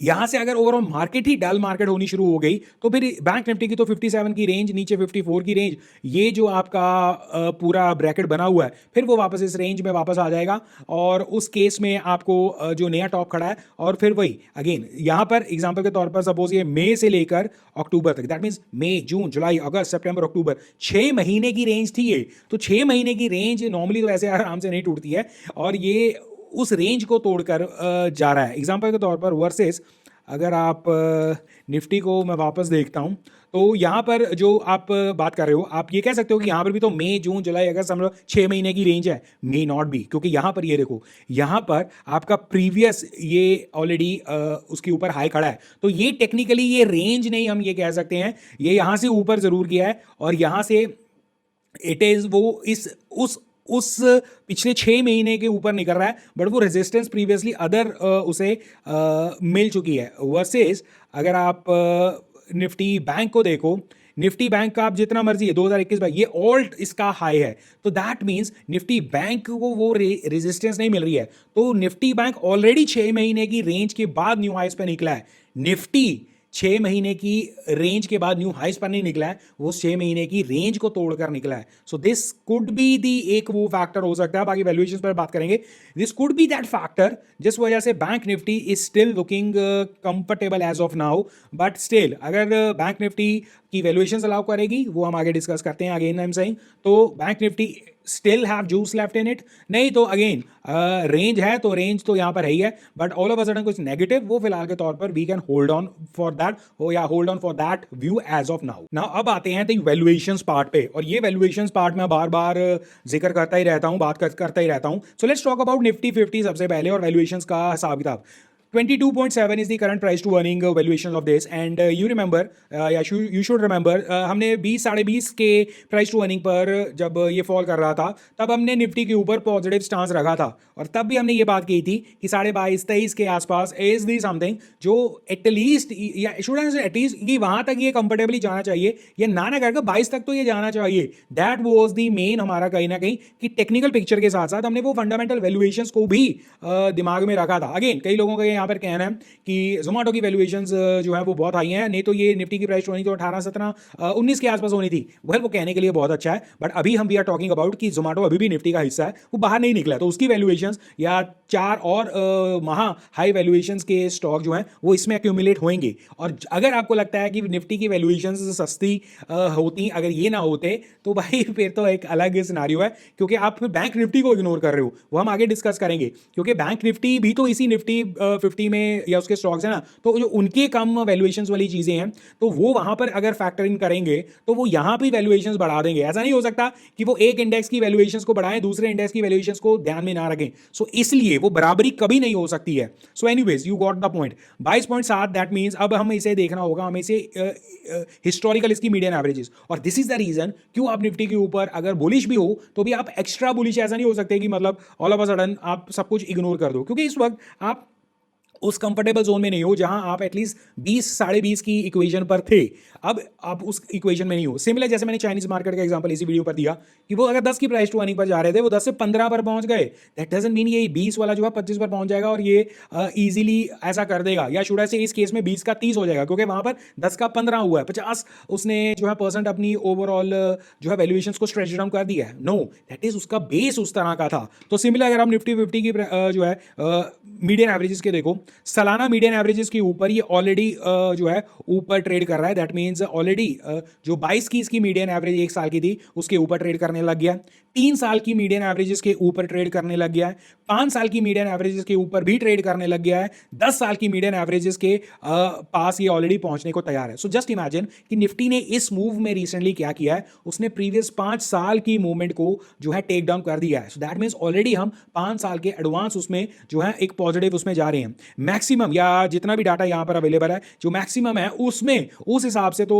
22 के आसपास थी, वो ऑलरेडी 23 पे या 22.5 लगभग 23 को अप्रोच कर रहा है। सो हमने तकरीबन हर वो पैरामीटर पर एक न्यू हाई उसे जो है लेकर बैठे हुए हैं, वैल्यूएशंस का कंफर्ट नहीं लेकर बैठे हुए हैं। आप कह सकते हो 10 साल तो उसकी 23.5 या 23.4 है, बट अब आप ऑलरेडी 22.7 हो। सो दैट मींस वही मेरा पॉइंट कि आप कितना स्ट्रेच आउट करने की सोच रहे हो, जो आपको लग रहा है कि और ये बढ़ता जाएगा। बढ़ने को अगेन ऐसे आपने हिस्टोरिकल इवन इस 10 साल के चार्ट में ही ये देखो 40 की प्राइस टू अर्निंग भी देखी है 2021 में, but again sustainability is the only issue. Similar अब अगर हम बैंक निफ्टी बैंक के ऊपर जाते हैं, now it have come to 16.2 और स्टिल रिमेंबर हम 13.5-14 के आसपास इसे रेगुलर डिस्कस कर रहे थे और क्यों ये अंडर जो है ओनरशिप है इसमें दिस अंदर वो डिस्कस कर रहे थे। अब ये 16 के ऊपर की है। So let's talk about again इसकी एक साला की इसकी मीडियन एवरेजेस 14, दैट मीन्स अब वो एक साल के ऊपर निकल गया है।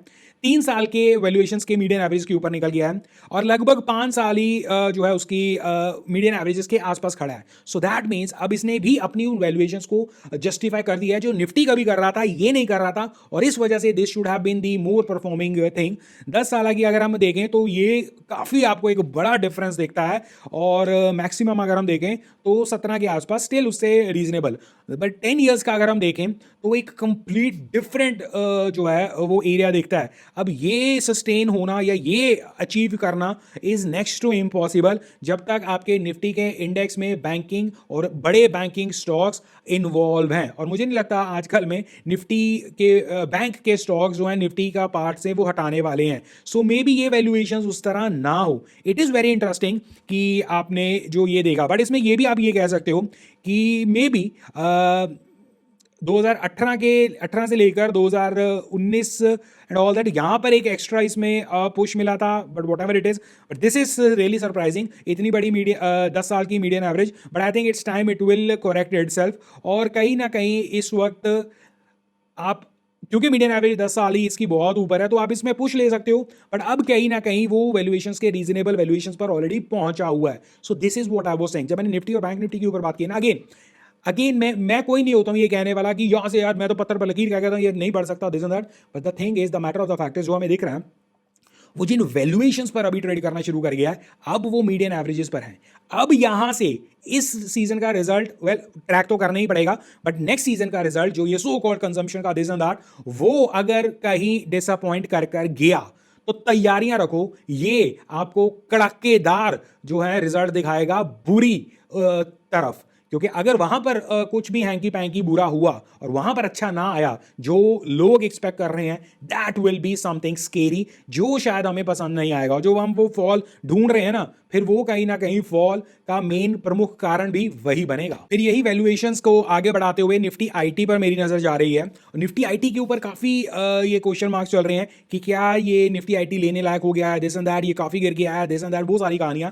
जब आप इस चीज को देखोगे वैल्यूएशंस पार्ट को, you will be surprise. We all know Nifty IT have not been performing और काफी नेगेटिव बात रही है इसके ऊपर। निफ्टी आईटी की अभी भी प्राइस टू अर्निंग की इक्वेशन जो है वो 25.5 के ऊपर है, लेट्स से 25 या 26 के आसपास है। और जब आप मीडियन एवरेजेस इसकी देखना शुरू करते हो, 1 ईयर 28 के आसपास, दैट मीन उसके आसपास ही ये ट्रेड कर रहा है। 3 ईयर्स 27, वो भी आप एडजस्टेबल हो। 5 years 28, 10 years 24, that means historical 10 साल की और इवन मैक्सिमम में देख लो 22, 22.5। सो दैट मीन्स अभी भी 10 साल की इक्वेशन के हिसाब से वो 10 साल की इक्वेशन जो पॉसिबली निफ्टी लगभग बराबर है, बैंक निफ्टी शायद बहुत दूर है, वो शायद कंफर्टेबल नहीं भी होने वाला उसे कवर करने वाला। 5 साल या 10 साल की निफ्टी आईटी की वैल्यूएशंस अभी भी उन लेवल्स या उसके आसपास ही ट्रेड कर रही है। ऐसा नहीं है बहुत बड़ा डिफरेंस वहां पर क्रिएट हो गया है कि ऑल ऑफ अ सडन कि ये अंडर वैल्यू निफ्टी आईटी बन गया। No, so it is also a reality check for us कि निफ्टी आईटी के ऊपर देख कर समझ कर कि ये मानना कि ये बहुत गिर गया है तो ये यहाँ पर वैल्यू बन जाएगी, नो।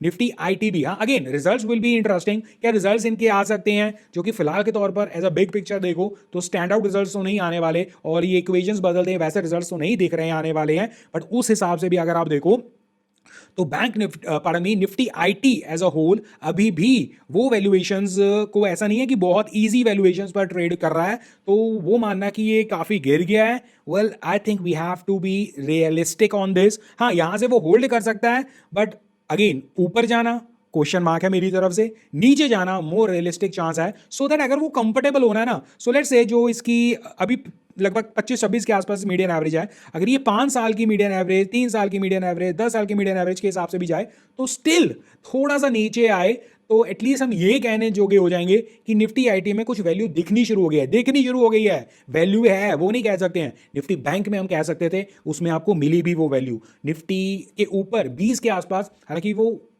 वैल्यूएशंस का कंफर्ट नहीं कह सकते, बट वहां पर वैल्यू दिख रही थी कि अब वो कुछ में वैल्यू बन रही है, और बहुत ज्यादा ऊपर भी नहीं, बहुत ज्यादा नीचे भी नहीं, उस हिसाब से। तो निफ्टी आईटी के ऊपर अगर किसी को लग रहा है कि अब इसमें चांस बन रहा है valuation is that, well you have to think again. और नंबर्स तो या ओवरऑल वैल्यूएशन तो यही कह रहे हैं। Now let's talk about some brokerage houses की रिपोर्ट, ब्रोकरेज हाउसेस के स्टॉक्स के बारे में। मैं 5 stocks with charts and all that discuss करूंगा इस वीडियो पर। उसके अलावा रैंडमली या वर्बली मैं बाकी चीजें डिस्कस करूंगा, कुछ फॉलोअप्स भी कर लेंगे। सो पहला ब्रोकरेज हाउस का जो स्टॉक पिक है वो है अपोलो पाइप्स। 24 अक्टूबर की ये रिपोर्ट है, that means recent latest report है। इसमें पोटेंशियल टारगेट 50% से ऊपर, 50% के ऊपर जो है वो दिया गया है फ्रॉम दी ब्रोकरेज हाउस। और किस ब्रोकरेज हाउस की तरफ से है ये है choice Equity Broking Private limited की तरफ से अपोलो पाइप्स। जब ये स्टॉक रेकमेंड किया गया था from the Choice Equity Broking Private Limited, stock was recommended at stock price of 325, target mention है 475, जो कि इसे 50% से ऊपर की एक पोटेंशियल अपसाइड बताता है। और अभी जब मैं ये स्टॉक हम डिस्कस करने वाले हैं, ये अपने रेकमेंडेड प्राइस से नीचे ही है। So let's talk about the Apollo Pipes as a whole. Market cap सबसे इंपॉर्टेंट, मार्केट कैप पोटेंशियल दिखाता है इसका 1500 के नीचे की कंपनी, दैट मीन्स 1500 नीचे का market cap, that means potential is high और नज़र रखी जा सकती है। कंपनी क्या कर रही है वो आप इस अबाउट सेक्शन में कंप्लीटली इसे देख सकते हैं, और ये सब आप स्क्रीन को पॉज कर कर अगर देखना चाहते हो। एंड सबसे इंटरेस्टिंग चीज़ ये है कि जो चीज़ें ये कर रही हैं, I get back to you on this as well, ये आप स्क्रीन पॉज कर कर वगैरह देख सकते हैं, जिसमें ये बता रहे हैं कि ये top 10 leading PVC pipe manufacturers of India and all that. Product portfolio में एग्रीकल्चर सेगमेंट से लेकर वाटर मैनेजमेंट से लेकर कंस्ट्रक्शन से लेकर ऑयल, टेलीकॉम, ये and all that. I mean ये वो दिखाता है ना कि too good to be true वाला हिसाब किताब है, but if it is true, obviously it is true, but वो द प्रोडक्ट प्रोफाइल जो इसकी बता रही है दैट टेल्स यू कि इसमें potential looking at the market cap is quite high. Stock की प्राइस टू अर्निंग फिलहाल के तौर पर एक्सपेंसिव है, 52 के आसपास है, और इंडस्ट्री कहीं ना कहीं 23.5 के आसपास है, that means stock is valuations पर एक्सपेंसिव है। रिटर्न्स स्टॉक की is not good, PG ratio का भी बुरा हाल या सत्यानाश हुआ पड़ा है।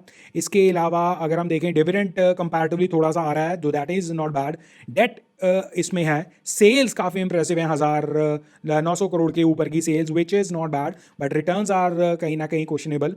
तो मे बी अगर प्राइस मूवमेंट के हिसाब से देखो तो इट इज़ नॉट दैट जो है आपको बुरा, बट अगर आप रीजनेबल वैल्यूएशन ढूंढ रहे हो तो वॉच इट फॉर, अगर ये जैसे 900 करोड़ की सेल्स ऑलरेडी कर रहा है तो वॉच इट की मे बी वो कहते हैं ना ये बॉटम्स के आसपास अपने आप को बनाने की कोशिश करेगा, बट हम वो बाकी की प्रोसीडिंग देखेंगे उसमें चार्ट्स के ऊपर। इसके अलावा क्या प्रमोटर का कोई प्लेज वगैरह है? नहीं, प्लेज फिलहाल के तौर पर नहीं है, which is good at the moment. बाकी पॉजिटिव एंड नेगेटिव यहाँ पर आप कंप्लीटली स्क्रीन पॉज कर भी देख सकते हो। पेयर कंपैरिजन हम नहीं करेंगे। क्वार्टरली रिजल्ट्स के बारे में अगर हम बात करें तो क्वार्टरली रिजल्ट्स में अब मुझे कुछ बहुत ज़्यादा बुरा नहीं दिख रहा है, टू बी फ्रैंक। लगभग 8-9-10 करोड़ के आसपास का ये रीजनेबल चल रहा है। वहीं पर ये जून क्वार्टर में भी क्वार्टरली रिजल्ट देकर गया है। ईयर ऑन ईयर के हिसाब से भी यस प्रॉफिट कम हुआ है, एपीएस डाउन हुई है, बट वो स्टॉक प्राइस और not to be forgotten the valuations part ignore नहीं करना चाहिए। प्रमोटर्स कम हुए हैं, दिस इज द प्रॉब्लम। उसके अगेंस्ट एफआईएस कम हुए हैं सितंबर क्वार्टर में, दैट्स द प्रॉब्लम। डीआईएस कम हुए हैं, दैट्स द प्रॉब्लम। और रिटेल इसमें बड़ा है and that's the another problem. तो ये एक प्रॉब्लम हम ज़रूर देख सकते हैं। चार्ट्स तो भाई खलारा पड़ा हुआ है, खलारा। ऑलराइट, अपोलो पाइप्स का अगर मैं चार्ट देखूं तो वन साइडेड गिरा हुआ है, but one interesting thing is that कि लास्ट टाइम, और मैं यहाँ पर इसकी सपोर्ट ड्रॉ करना चाहूँगा, रीज़न बीइंग ये आप देख रहे हो लास्ट टाइम भी कहीं ना कहीं, और अगर यहाँ पर सपोर्ट नहीं लिया तो नेक्स्ट भी अभी जो है एरियाज ड्रॉ कर लेते हैं। बट एनीवेज वो मैंने सिर्फ अपनी प्रिकॉशनरी वो देखने के लिए रखा है। लास्ट टाइम भी इन लेवल से बॉटम, बट वहाँ पर ये राइजिंग चैनल में था, not to be ignore, but उस राइजिंग चैनल के ऊपर भी जो इसने सपोर्ट वगैरह ली थी लास्ट टाइम, जब इसकी अब 2025 के आसपास फॉल आई थी, इन लेवल से इसने सपोर्ट लिया है। अब ये वापस उन लेवल्स पर पहुंच गया है। बट यहाँ पर अगर आप टेक्निकल पैरामीटर पर देख रहे हो, this is now how we trade या we should trade. It is clear picture कि जब तक ये 200 डीएमए क्रॉस नहीं कर रहा, 50 डीएमए भी वहाँ पर खड़ा है, डेथ क्रॉस बनाकर बैठा है, तो लगभग ये 400 के ऊपर जब तक नहीं जा रहा, ये टच मी नॉट वाली कैटेगरी में ऑलरेडी बना हुआ है। सो टच मी नॉट कैटेगरी जब तक ये 400 के ऊपर नहीं जा रहा। बट अगर आप फंडामेंटली इसे सोच रहे हो या फंडामेंटली इसे आप देख रहे हो तो प्रमोटर्स वाला हिसाब किताब इज ए प्रॉब्लम। बट आप इसे टैकल इस हिसाब से भी कर सकते हो कि एफ और डी भी तो इसमें है। सो ऐसा नहीं है कि कंपनी डिफॉल्ट है या कंपनी फ्रॉड है एंड ऑल दैट, क्योंकि एफ और डी की होल्डिंग अच्छी खासी है। सो उस हिसाब से अगर आप रिस्क टेकर हो तो ये कहीं ना कहीं आपको, क्योंकि 1400 1450 करोड़ की कंपनी है, तो ये आपको अपॉर्चुनिटी उस हिसाब से दिखा सकती है। और वैसे भी आपकी चॉइस ब्रोकिंग का जो इतना बड़ा कॉन्फिडेंस और 50% की वो अपसाइड बात कर रहे हैं, so that's an interesting stock to have और to have a view on. फिर नेक्स्ट स्टॉक जिसके बारे में brokerage house Motilal Oswal financial services ने अपनी एक रिकमेंडेशन बाय की रिपोर्ट निकाली है, डेट थी 25 अक्टूबर, दैट इज रिसेंटली। वो है मदरसन सुमी, दैट इज संवर्धना मदरसन सुमी वाला की बात कर रहा हूँ, जिसमें पोटेंशियल अपसाइड उन्होंने मेंशन किया है 15+%। रेकमेंडेड प्राइस था 107 और टारगेट प्राइस 123। जब हमने इस स्टॉक को जब मैं इसे कवर कर रहा हूँ, ऑब्वियसली वो रेकमेंडेड प्राइस के आसपास ही ट्रेड कर रहा है। और सबसे पहले let's talk about the fundamentals. बाकी आप स्क्रीन पर देख सकते हो, ये आप रीड करना चाहते हो कंपनी क्या करती है, about the company section and all that, ये पूरी आप डिटेलिंग देख सकते हो। मतलब वो कहते हैं क्लासिकल एक बहुत तगड़ा वेल्थ जनरेटर क्रिएटर है ये of the past. Anyways cover मैंने इसलिए किया है क्योंकि आई डिड नोटिस फ्यू लोग जो हमारे चैनल के साथ एसोसिएटेड हैं, इस स्टॉक के साथ रिलेटेड रहते हैं या मतलब स्टॉक को इंटरेस्टेड रहते हैं, so I thought why not to cover it as well. तो बेसिकली मार्केट कैप से ही पता लग रहा है, और ये आई थिंक डीमर्ज्ड इक्विटी हिसाब किताब है, इसमें से आई थिंक वायरिंग वगैरह अलग निकला था। तो मार्केट कैप एकदम पूरी तरह से 1,12,000 करोड़, दैट मीन्स काफ़ी हाई। रिटर्न्स इज रीजनेबल, अच्छी खासी हैं। स्टॉक की प्राइस टू अर्निंग 33 के आसपास इंडस्ट्री के पैरामीटर्स को सेट कर रही है। पीजी रेशियो दैट मीन्स जी अर्निंग के हिसाब से stock is comparatively still good. EPS decent है कहीं ना कहीं। बाकी प्रमोटर की ऊपर या इन सब के ऊपर तो आई डोंट थिंक सो इनके ऊपर चैलेंज ज़्यादा करना चाहिए।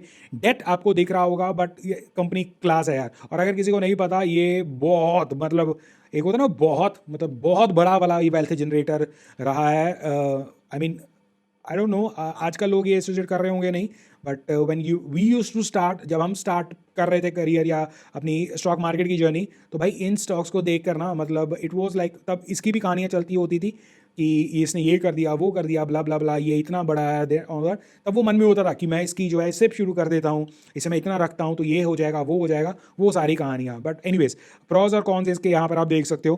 क्वार्टरली रिजल्ट्स के बारे में अगर हम बात करें तो इस बार भी दे हैव बीन गुड, और कंसिस्टेंसी इज दी की इसके साथ। और अदर प्रॉफिट्स तो इसके राइज हो रहे हैं लास्ट क्वार्टर के, अगर आप ऊपर देखो, और इवन पार्डन मी मार्च क्वार्टर तक आप देखो तो इसके राइजिंग थे। लास्ट ये जून क्वार्टर में ड्रॉप हुए हैं, दैट इज़ कहीं ना कहीं। बट आप ये भी देखो कि 600 करोड़ एंड ऑल दैट, जिस नंबर को हम बात कर रहे हैं, तो ये दिस इज दी, वो कहते हैं ना लोअर साइड पर ये रहते हैं इसके मोटा माटी। एक आधे टाइम पे ये बड़ा डिसअपॉइंट करता है। जैसे एग्जांपल के तौर पर यहाँ पर किया सितंबर क्वार्टर में इसने किया, यहाँ कहीं रिसेंटली नहीं किया। बट इसे बेस्ट बाइंग इसकी अपॉर्चुनिटी जब ये आपको रिजल्ट्स में वाकई डिसअपॉइंट करे, एंड हु नोज आपको इसी बार इसके वो डिसअपॉइंटमेंट देख जाए। एनीवेज इसके अलावा ईयर ऑन ईयर भी profits are rising, EPS growth हो रही है, सो वो उस हिसाब से बहुत अच्छा है। Shareholding pattern well promoters have dropped, but उसके अगेंस्ट मिला किसे है ये, I think yes public share holding have been increase. तो पब्लिक शेयर होल्डिंग, बट नहीं उसमें सुमितो वायर्स का है, अच्छा इसमें से निकला था, इस वजह से वो आपको शेयर होल्डिंग नीचे दिख रहा है। बट एनीवेज स्टॉक की क्वालिटी के ऊपर कोई वो नहीं है। बट इसमें आई थिंक सिर्फ और सिर्फ वो लोग जो पेशेंस वाले एंड ओल्ड टाइमर्स हैं वो इंटरेस्टेड ज़्यादा रहें तो ज़्यादा बेहतर है। नए लोग मे बी टेक्निकल पैरामीटर्स पर देखें तो ज़्यादा बेटर है। टेक्निकल पैरामीटर्स अगर हम देखें, क्योंकि स्टॉक में इवन मोतीलाल ओसवाल की रिपोर्ट भी ये नहीं कहती है कि ये छप्पर फाड़ कुछ बहुत अलग रिकॉर्ड्स बना देगा। 15% की अपसाइड उन्होंने मेंशन किया है, और यही इस तरह की कंपनी के ऊपर हम एक्सपेक्ट कर सकते हैं एंड ऑल दैट। तो अगर आप टेक्निकल पिक्चर देखो तो फिलहाल के तौर पर एक रेजिस्टेंस, जो इमीडिएट रेजिस्टेंस इसके पास आने वाली है वो 116 के आसपास है। उसके अलावा फिलहाल के तौर पर स्टॉक हैव राइजन अच्छा कर रहा है। इट इज़ नई बाइंग, आई डोंट सी, मैं नहीं इसे आइडेंटिफाई कर सकूंगा नई बाइंग के तौर पर। हाँ बट 95 के आसपास 200 डीएम एंड ऑल दैट, 90 का बेस, 95 का stop loss and all that, ये वो एरिया है जब आप स्टॉप लॉस लगाकर इसके ऊपर बैठ सकते हैं। इट इज़ लाइक 95 गिरा तो 90 पर नज़र रखो एज अ स्टॉप लॉस, नहीं तो 95 या 95 के रेंज के आसपास ही मिले तो एक बाइंग कैंडिडेट डेफिनेटली बन जाएगा। बट बहुत ज़्यादा हाई अपसाइड की उम्मीदें आई डोंट थिंक सो ज़्यादा इसमें बनेंगी। बट एक सस्टेनेबल, एक रीजनेबल, और मतलब वो एक अच्छी company, that's it. Me personally will avoid as of now. But Motilal Oswal से 15% की डिसेंट, आई थिंक सेफ तो कुछ नहीं होता मार्केट में, बट एक वो कहते हैं ना एक काइंड ऑफ एन ओके आप इसमें देख सकते हो फिलहाल के तौर पर। That's it. इसके अलावा स्प्लिट वगैरह भी हुआ था ये, यहाँ पर मैं देख पा रहा हूँ। तो फिलहाल के तौर पर आई थिंक रीजनेबल वैल्यूएशंस, जहाँ पर मोतीलाल ओसवाल 15% की gain, I think it's an okay stock. हालांकि मैं क्वालिटी के ऊपर नहीं कह रहा हूँ, क्वालिटी तो एक क्लास होनी चाहिए, बट एक ओवरऑल एस्पेक्ट से अगर आप अभी बाय देख रहे हो दिस एंड दैट, तो उस हिसाब से valuations and fundamentals also are कि गाड़ी चलती रहेगी, बट ऐसा नहीं है कि रॉकेट बन जाएगी, वो वाली कहानी फिलहाल तो नहीं दिख रही है। बाकी अगर फ्रेश बाइंग के बारे में आपने देखना है तो I think by on dips वाली कैंडिडेट इसे बनाकर ज़्यादा रखो। फ्रेश बाइंग में मेरे लिए बहुत ईजी है, 116 के ऊपर ये एंड वो वाली कहानी इसमें अच्छा नहीं लगेगा, क्योंकि फिर इसमें मल्टीपल रेजिस्टेंसेज भी हैं, फिर टॉप्स भी हैं, तो इसमें बाय ऑन डिप्स का कैंडिडेट ये ज़्यादा मुझे कंपैरेटिवली लग रहा है। So the next stock that is the third stock, वो है जो ब्रोकरेज हाउसेज की तरफ से रिकमेंडेड है, वो है Nuvoco Vista Corp, choice Equity Broking Private limited की तरफ से ये रेकमेंडेड है, और स्टॉक रेकमेंडेड था 421 की प्राइस पर। नुवोको विस्टा कॉर्प के बारे में बात हो रही है। पोटेंशियल टारगेट उन्होंने मेंशन किए हैं इसमें लगभग 35%, टारगेट 560 का मेंशन है, और जो रेकमेंडेड प्राइस है उसके हिसाब से अभी स्टॉक उसके नीचे ट्रेड कर रहा है। तो एक बार हम वैल्यूएशंस के हिसाब से फंडामेंटल इसके ऊपर चेक कर लेते हैं। उससे पहले अबाउट द कंपनी सेक्शन आपकी स्क्रीन पर चल रहा है एंड ऑल दैट। सीमेंट का लीडिंग प्लेयर है दिस एंड दैट, तो दैट इज़ इंटरेस्टिंग, और जिस सेगमेंट में है वो उसके लिए दिस इज़ एन इंटरेस्टिंग और अभी एक्विजिशंस एंड ऑल दैट वो दिमाग में ज़रूर रखना। बाकी ये आप अबाउट सेक्शन में पॉज कर वीडियो को देख कर समझ सकते हैं एंड ऑल दैट। इसके अलावा डेट रिडक्शन के बारे में बात हो रही है इसमें, but anyways let's talk about the fundamental. सबसे इंपॉर्टेंट चीज़ स्टॉक की market cap, that is reasonable, 15,000 crore के नीचे। दैट इज़ कहीं ना कहीं जब आप ये मार्केट कैप देखते हो ना, देन आपको स्टॉक के पोटेंशियल के बारे में सोचना चाहिए, और कहीं ना कहीं फिर आपका वो नज़रिया इवन वैल्यूएशंस के ऊपर थोड़ा सा बदलना होता है, बिकॉज फिर आप फ्यूचर के पोटेंशियल के बारे में भी बात कर रहे हो। स्टॉक करंटली 415 के आसपास ट्रेड कर रहा है, इसके ऊपर ही रेकमेंडेड प्राइस है जो बताया गया है ब्रोकरेज हाउस की तरफ से। बुक वैल्यू अगर आप देखो, दिस इज इंटरेस्टिंग। सबसे पहले तो बुक वैल्यू के, हालांकि नीचे ट्रेड बुक वैल्यू के ऊपर है बुक वैल्यू, बट 257 की तो बुक वैल्यू है इसकी। सो अगर आपको 400 के आसपास स्टॉक दिख रहा है और 250 के ऊपर की बुक वैल्यू है, और स्टॉक की मार्केट कैप इज रीजनेबल, तो सीधा आपका दिमाग क्या कहेगा? आपका दिमाग कहेगा well this is an interesting play, और टेक ओवर कैंडिडेट बन गया दिस एंड दैट, बहुत इंटरेस्टिंग चीज़ें बन जाएंगी। स्टॉक की प्राइस टू अर्निंग इस वक्त रीजनेबल नहीं है, 54 के आसपास, इंडस्ट्री के हिसाब से एक्सपेंसिव है, but looking at the market cap और बुक वैल्यू के हिसाब से and all that, still stock maybe उस हिसाब से रिजल्ट पोस्ट नहीं कर रहा है, but cement as a whole companies में and all that, take over candidates and जिस तरह की एक्सपेंशंस के बारे में बात हो रही है, जिस तरह की इन्वॉल्वमेंट के बारे में बात हो रही है, that is the interesting thing. Returns are pathetic at the moment, और दैट्स द रीज़न कि स्टॉक को उस तरह जो है फ़ायदा नहीं मिल रहा है, प्लेज नहीं है थैंकफुली। इसके अलावा पीजी रेशियो का सत्यानाश हुआ पड़ा है। तो बेसिकली फंडामेंटल्स फिलहाल के तौर पर प्रॉस ज़्यादा नहीं है, कुछ भी नहीं है रादर, बट कॉन्स के तौर पर मतलब बैंड बजी पड़ी है फिलहाल के तौर पर। क्वार्टरली रिजल्ट्स अगर हम देखें, लास्ट क्वार्टरली रिजल्ट्स में जो सितंबर में ऑलरेडी आ चुके हैं, stock have really taken a beating. Stock have been inconsistent completely. नुकसान से कभी ऑल ऑफ अ सडन फायदा, फायदे से ऑल ऑफ अ सडन फिर बड़े बड़े नुकसान, उसके बाद अच्छे फायदे के बाद एटलीस्ट नुकसान नहीं हुआ इस बार, बट एटलीस्ट बहुत बड़ा drop and all that, so that is not good. Inconsistent रही है, year on year profit have been struggling कहीं ना कहीं। शेयर होल्डिंग पैटर्न रादर, अब यहाँ से इंटरेस्टिंग शुरू होती है। आपको फिलहाल फंडामेंटल बहुत कुछ बुरा दिख रहा होगा, but don't look it like that, look it like थोड़ा सा फ्यूचर ट्रेड के हिसाब से, दिमाग के तौर पर, सीमेंट सेक्टर के तौर पर भी प्रमोटर क्योंकि वो कर रहे हैं और आपको दिखा भी रहे हैं। प्रमोटर की शेयर होल्डिंग कंपैरेटिवली अच्छी है, बहुत अच्छी है रादर शुड ऐसे।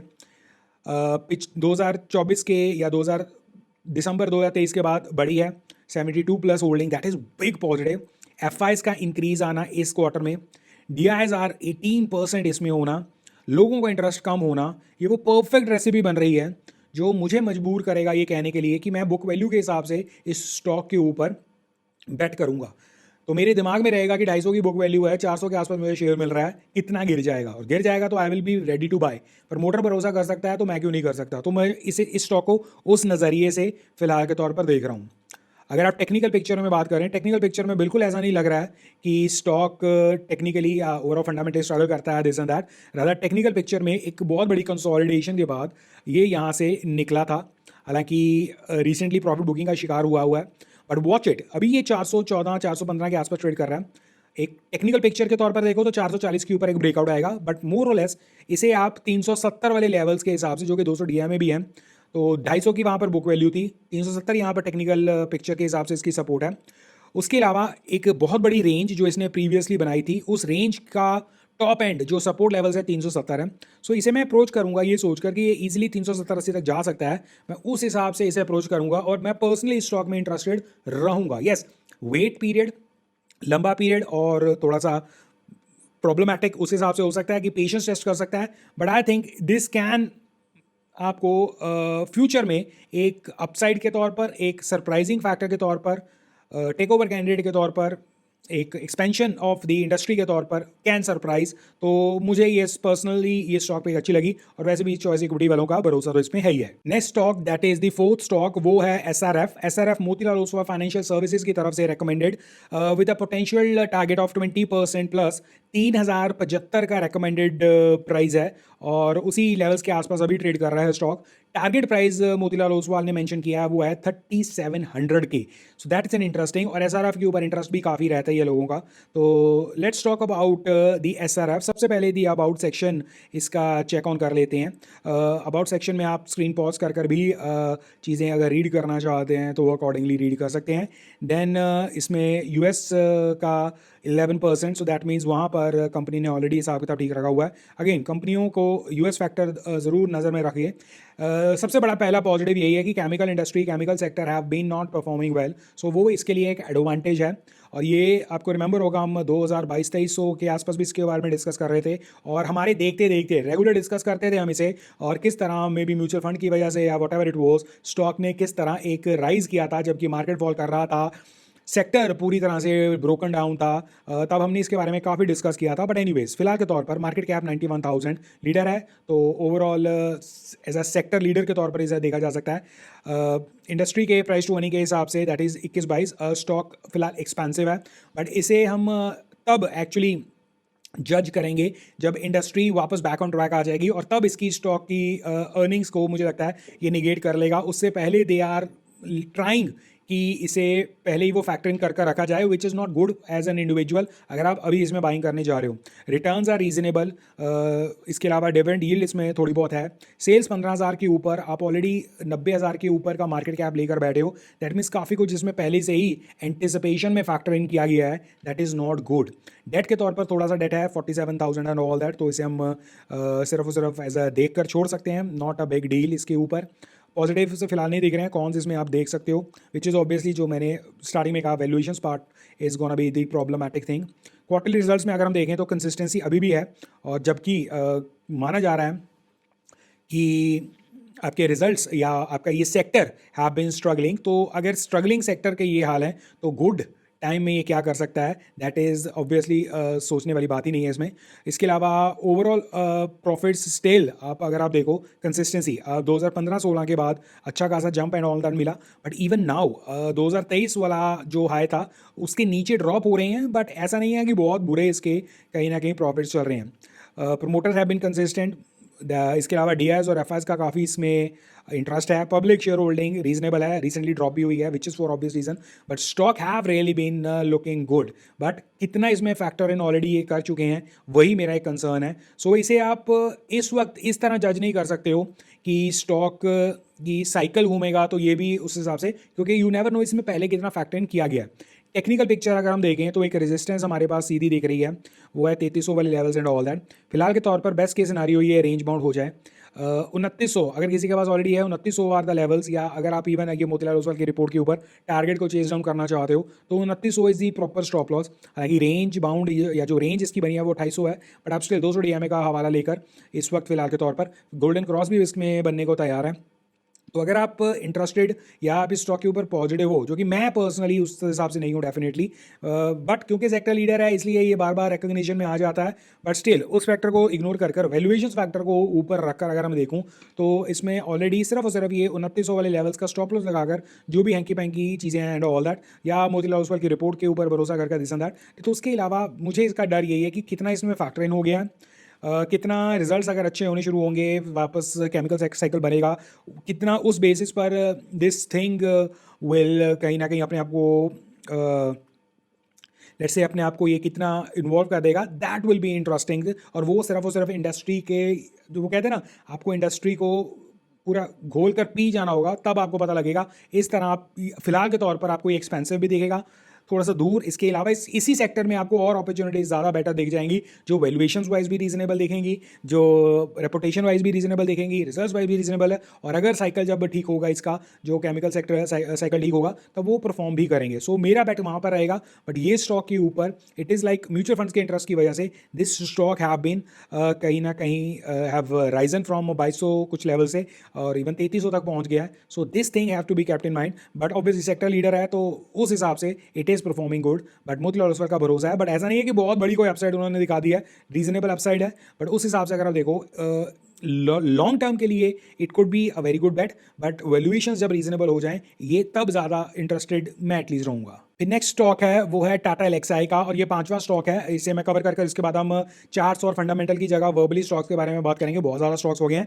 टाटा एलेक्साई का सरप्राइजिंगली अ सेल कॉल है, और choice Equity Broking Private limited की तरफ से ये टाटा एलेक्साई के ऊपर सेल कॉल जो है वो दिख रही है। इनमें इनका जो पोटेंशियल टारगेट मेंशन किया गया है, रिकमेंडेड प्राइस है अराउंड 5500, जो कि लगभग उन्हीं प्राइजेस के आसपास स्टॉक फिलहाल के तौर पर ट्रेड कर रहा है। और जो इनका रिकमेंडेड प्राइस है, दैट मीन्स सेल पोटेंशियल वाला, वो है 4120। दैट मीन्स 25-26% डाउन साइड वो इस स्टॉक के ऊपर देख रहे हैं Tata Elxsi. Well that's surprising thing. मुझे पर्सनली पसंद है ये स्टॉक। बाकी let's talk about this Tata Elxsi as a whole. पहले आप ये अबाउट मी सेक्शन में देख सकते हैं टाटा एलेक्साई का सारा business, this and that and all the सारी कहानी। अमेरिका से 34, यूरोप से 42, that's the major cause of concern, इसमें आपको दिख रहा है। So once the thing settle down, don't be surprise ये स्टॉक वहीं पर बॉटम्स वगैरह मार चुका हो या बना चुका हो उससे पहले ही, तो उस हिसाब से इसे आप देख सकते हैं। But anyways for the time being अगर आप देखें 34,000 करोड़ का market cap which is reasonable, और ये स्टॉक वो आपका सेमीकंडक्टर दिस एंड दैट वो सारी थीम को टैकर करेगा। बुक वैल्यू 450 से नीचे which is quite not reasonable.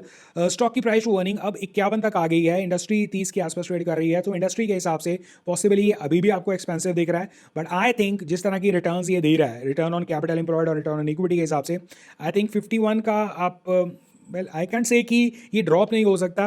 But कहीं ना कहीं अब वो ये उस जोन में डेफिनेटली है जहां आप इसे डेफिनेटली अगर आपको पहले पसंद था, अब पसंद होना चाहिए। बट अगर वो वैल्यूएशंस का पार्ट देख रहे हो, तो मे बी टाटा की एक और कंपनी है जो रिसेंटली आईपीओ में आया था एंड ऑल द लिस्ट हुआ था, वो भी आई थिंक रीजनेबल वैल्यूएशंस पर आपको मिल रहा होगा इस वक्त, तो आप उसके ऊपर भी नज़र रख सकते हो। तो it is anybody's choice. Sales के हिसाब से मार्केट कैप फिलहाल के तौर पर बहुत ऊपर दिख रहा है। पीजी रेशियो क्वाइट एक्सपेंसिव है। तो बेसिकली वैल्यूएशंस के खेल में अगर आप देखो, इसे जो वो पहले एडवांटेज मिला था ना कि semiconductor this and that blah blah blah, Tata का ब्रांड दिस, वो सब इसने जो है कहीं ना कहीं प्रॉब्लमेटिक सिचुएशन में, all because of the fundamental reasons. Dividend के तौर पर 1.35% dividend yield, that is reasonable. But again इसमें अगर कोई मोटा माटी सबसे बड़ी यस अगर आप भूल जाओ फ्यूचर ग्रोथ, भूल जाओ ब्रांड, भूल जाओ this and that, market cap एक वक्त पर ये कहाँ पर था एंड ऑल दैट, वो सारा चीज़ें भूल जाओ और सिर्फ स्ट्रिक्टली स्टॉक के ऊपर सोचो, तो आपका सबसे बड़ा नेगेटिव पॉइंट इसमें यही है कि इसकी वैल्यूएशंस आर कहीं ना कहीं आपको प्रॉब्लम देगा। हालांकि पॉजिटिव में बहुत है। अगेन कॉन्स में आप देख ही सकते हो, बुक वैल्यू के हिसाब से या वैल्यूएशंस के हिसाब से इससे problem. Company reduce, company debt free है ऑलमोस्ट, डेट इसके अलावा इसका डेट रिडक्शन है, रिटर्न्स अच्छी हैं, डिविडेंड पे आउट अच्छा है एंड ऑल दैट, टाटा का ब्रांड है। सो ये सारी चीज़ें आप अगर फैक्टर करना चाहते हो, रिजल्ट्स के वाइज अगर आप देखो कंसिस्टेंसी आपको देखेगी, तो रिजल्ट्स में कंसिस्टेंट है कहीं ना कहीं। ईयर ऑन ईयर भी आपको राइजिंग ही दिखेगा। So that is positive. As I said मुझे पर्सनली पसंद है, तो मे बी मेरे व्यूज़ बायस भी हो सकते हैं इसके ऊपर। बट अगेन मैंने फिर भी नेगेटिव आपको बता दिया वैल्यूएशंस पार्ट के ऊपर। इसके अलावा अगर आप प्रमोटर्स या FIDs देखो, दे आर रीजनेबल। एक वक्त पे टाटा एलेक्साई के ऊपर पब्लिक इंटरेस्ट बहुत था, तो वो ड्रॉप हो रहा है। हालांकि अभी भी बहुत ज़्यादा है इसमें, तो वो ड्रॉप हो रहा है। तो मे बी पब्लिक इंटरेस्ट के ऊपर नजर रखी जा सकती है। जब पब्लिक इसे गिव अप कर देगी, then it's a no brainer opportunity at least for me. Technical picture में अगर आप देखो तो ये प्रीवियसली ड्रॉन है, but let's not worry about it, rather थोड़ा सा इसे हम एडजस्ट कर सकते हैं फिलहाल के तौर पर, क्योंकि ये है वो अब बॉटम। हालांकि इसका कॉन्टेक्स्ट नहीं है, ये मैं अपनी मेमोरी के लिए ज़रूर रख सकता हूँ। बट अब इसने एक डबल बॉटम काइंड ऑफ यहाँ पर दिखाया है, बड़े बॉटम पर एक हायर बॉटम खड़ा कर दिया है। दैट डजंट मीन कि स्टॉक ने रिवर्सल ले लिया है। हालांकि आप कह सकते हो कि ट्रेडिंग बैट के तौर पर 5100 का स्टॉप लॉस लगाकर, क्योंकि 50 DMA क्रॉस हो गया है, 200 DMA सामने खड़ा है एंड ऑल दैट, उस हिसाब से अगर आप सोच रहे हो तो अकॉर्डिंगली, हालांकि टेक्निकली वीक है क्योंकि डाउन चैनल में है, तो रिस्की ट्रेड पंगा एंड ऑल दैट, फंडामेंटल साथ नहीं दे रहे हैं। सो ये सारे फैक्टर्स कहीं ना कहीं आपको इग्नोर नहीं करने चाहिए। आई थिंक बेसिकली आप इसे अगर दो तीन चीज़ों से सोच सकते हो, जैसे मैं सोचता हूँ कि आपको कंपनी, ब्रांड, इसकी वर्किंग, इसकी फ्यूचर ग्रोथ पॉजिटिव लगती है, येस या no, that is your call. मुझे लगती है येस। क्या इन वैल्यूएशंस पर, इन मार्केट कैप के ऊपर are you willing to take risk? जैसे इन ब्रोकरेज हाउसेस ने भी मेंशन किया है कि 41-4200 वाले targets, are you willing to see your stock उन लेवल्स पर? मैं पर्सनली अगर सोचूं, yes I am willing to. तो क्या इसमें मैं सिप की तरह रख सकता हूँ? मे बी, अगर मेरे पास पैसे का कंफर्ट हो। बट अगर आप इज़ लाइक कि नो, आपके पास पैसा का कंफर्ट नहीं है, देन आई थिंक इस इंडस्ट्री में भी आपको और ऑप्शंस भी दिख जाएंगे, अच्छे फंडामेंटल वाले ऑप्शंस भी दिख जाएंगे आपको, रीजनेबल वैल्यूएशंस वाले वो भी दिख जाएंगे। या सबसे बड़ा इसका जो टाटा का ही दूसरा जो लेटेस्ट जो आईपीओ आया था कैपिटल से पहले, उसे आप चेक कर सकते हो टेक्नोलॉजी के तौर पर। वो आपको कहीं ना कहीं I think that will B कहीं ना कहीं एक एडजस्टेबल ट्रेड हो जाएगी। बट मुझे पर्सनली ये अच्छा लगता है, स्पेशली दी मार्केट कैप जिस तरह ये कमांड कर रहा है। एक वक्त पर मुझे लग रहा था, या मुझे अभी भी लगता है, कि ये लाख लाख करोड़ के मार्केट कैप होने चाहिए। वेल, होंगे, this is what I believe, doesn't necessarily means कि होगा ही होगा what I believe, but this is what I think. तो मैं पॉजिटिव हूँ वैसे, हालांकि ब्रोकरेज हाउस नेगेटिव है इसके ऊपर, फंडामेंटल इसका साथ नहीं दे रहे हैं। टेक्निकल पिक्चर में आपको एक रिवर्सल सा दिख रहा है, बट वो पंगेबाजी लेने वाली बात है, क्योंकि डाउन चैनल में आप जबरदस्ती पंगा नहीं ले सकते हो जब आपके फंडामेंटल भी साथ नहीं दे रहे हैं। सो पिक्चर ही आपके सामने मैंने क्लियर कर दिया। क्या चार्ट्स के ऊपर हमने काफी स्टॉक्स डिस्कस कर लिए हैं, अब मैं वर्बली आपको कुछ और ब्रोकरेज हाउसेस की रिकमेंडेशन और उनके ऊपर एक ओवरऑल व्यू बता देता हूँ। HCL टेक्नोलॉजी काफ़ी ऑब्वियसली IT सेक्टर की वजह से काफ़ी चर्चा में रहता है एंड ऑल दैट, और IT वैल्यूएशंस के बारे में हम ऑलरेडी डिस्कस कर चुके हैं। चॉइस इक्विटी वाले कहते हैं 1525 की उनकी रिकमेंडेड प्राइस की रिपोर्ट है, 12% से ऊपर का पोटेंशियल अपसाइड, 1720 के टारगेट उनके मेंशन HCL टेक्नोलॉजीज के।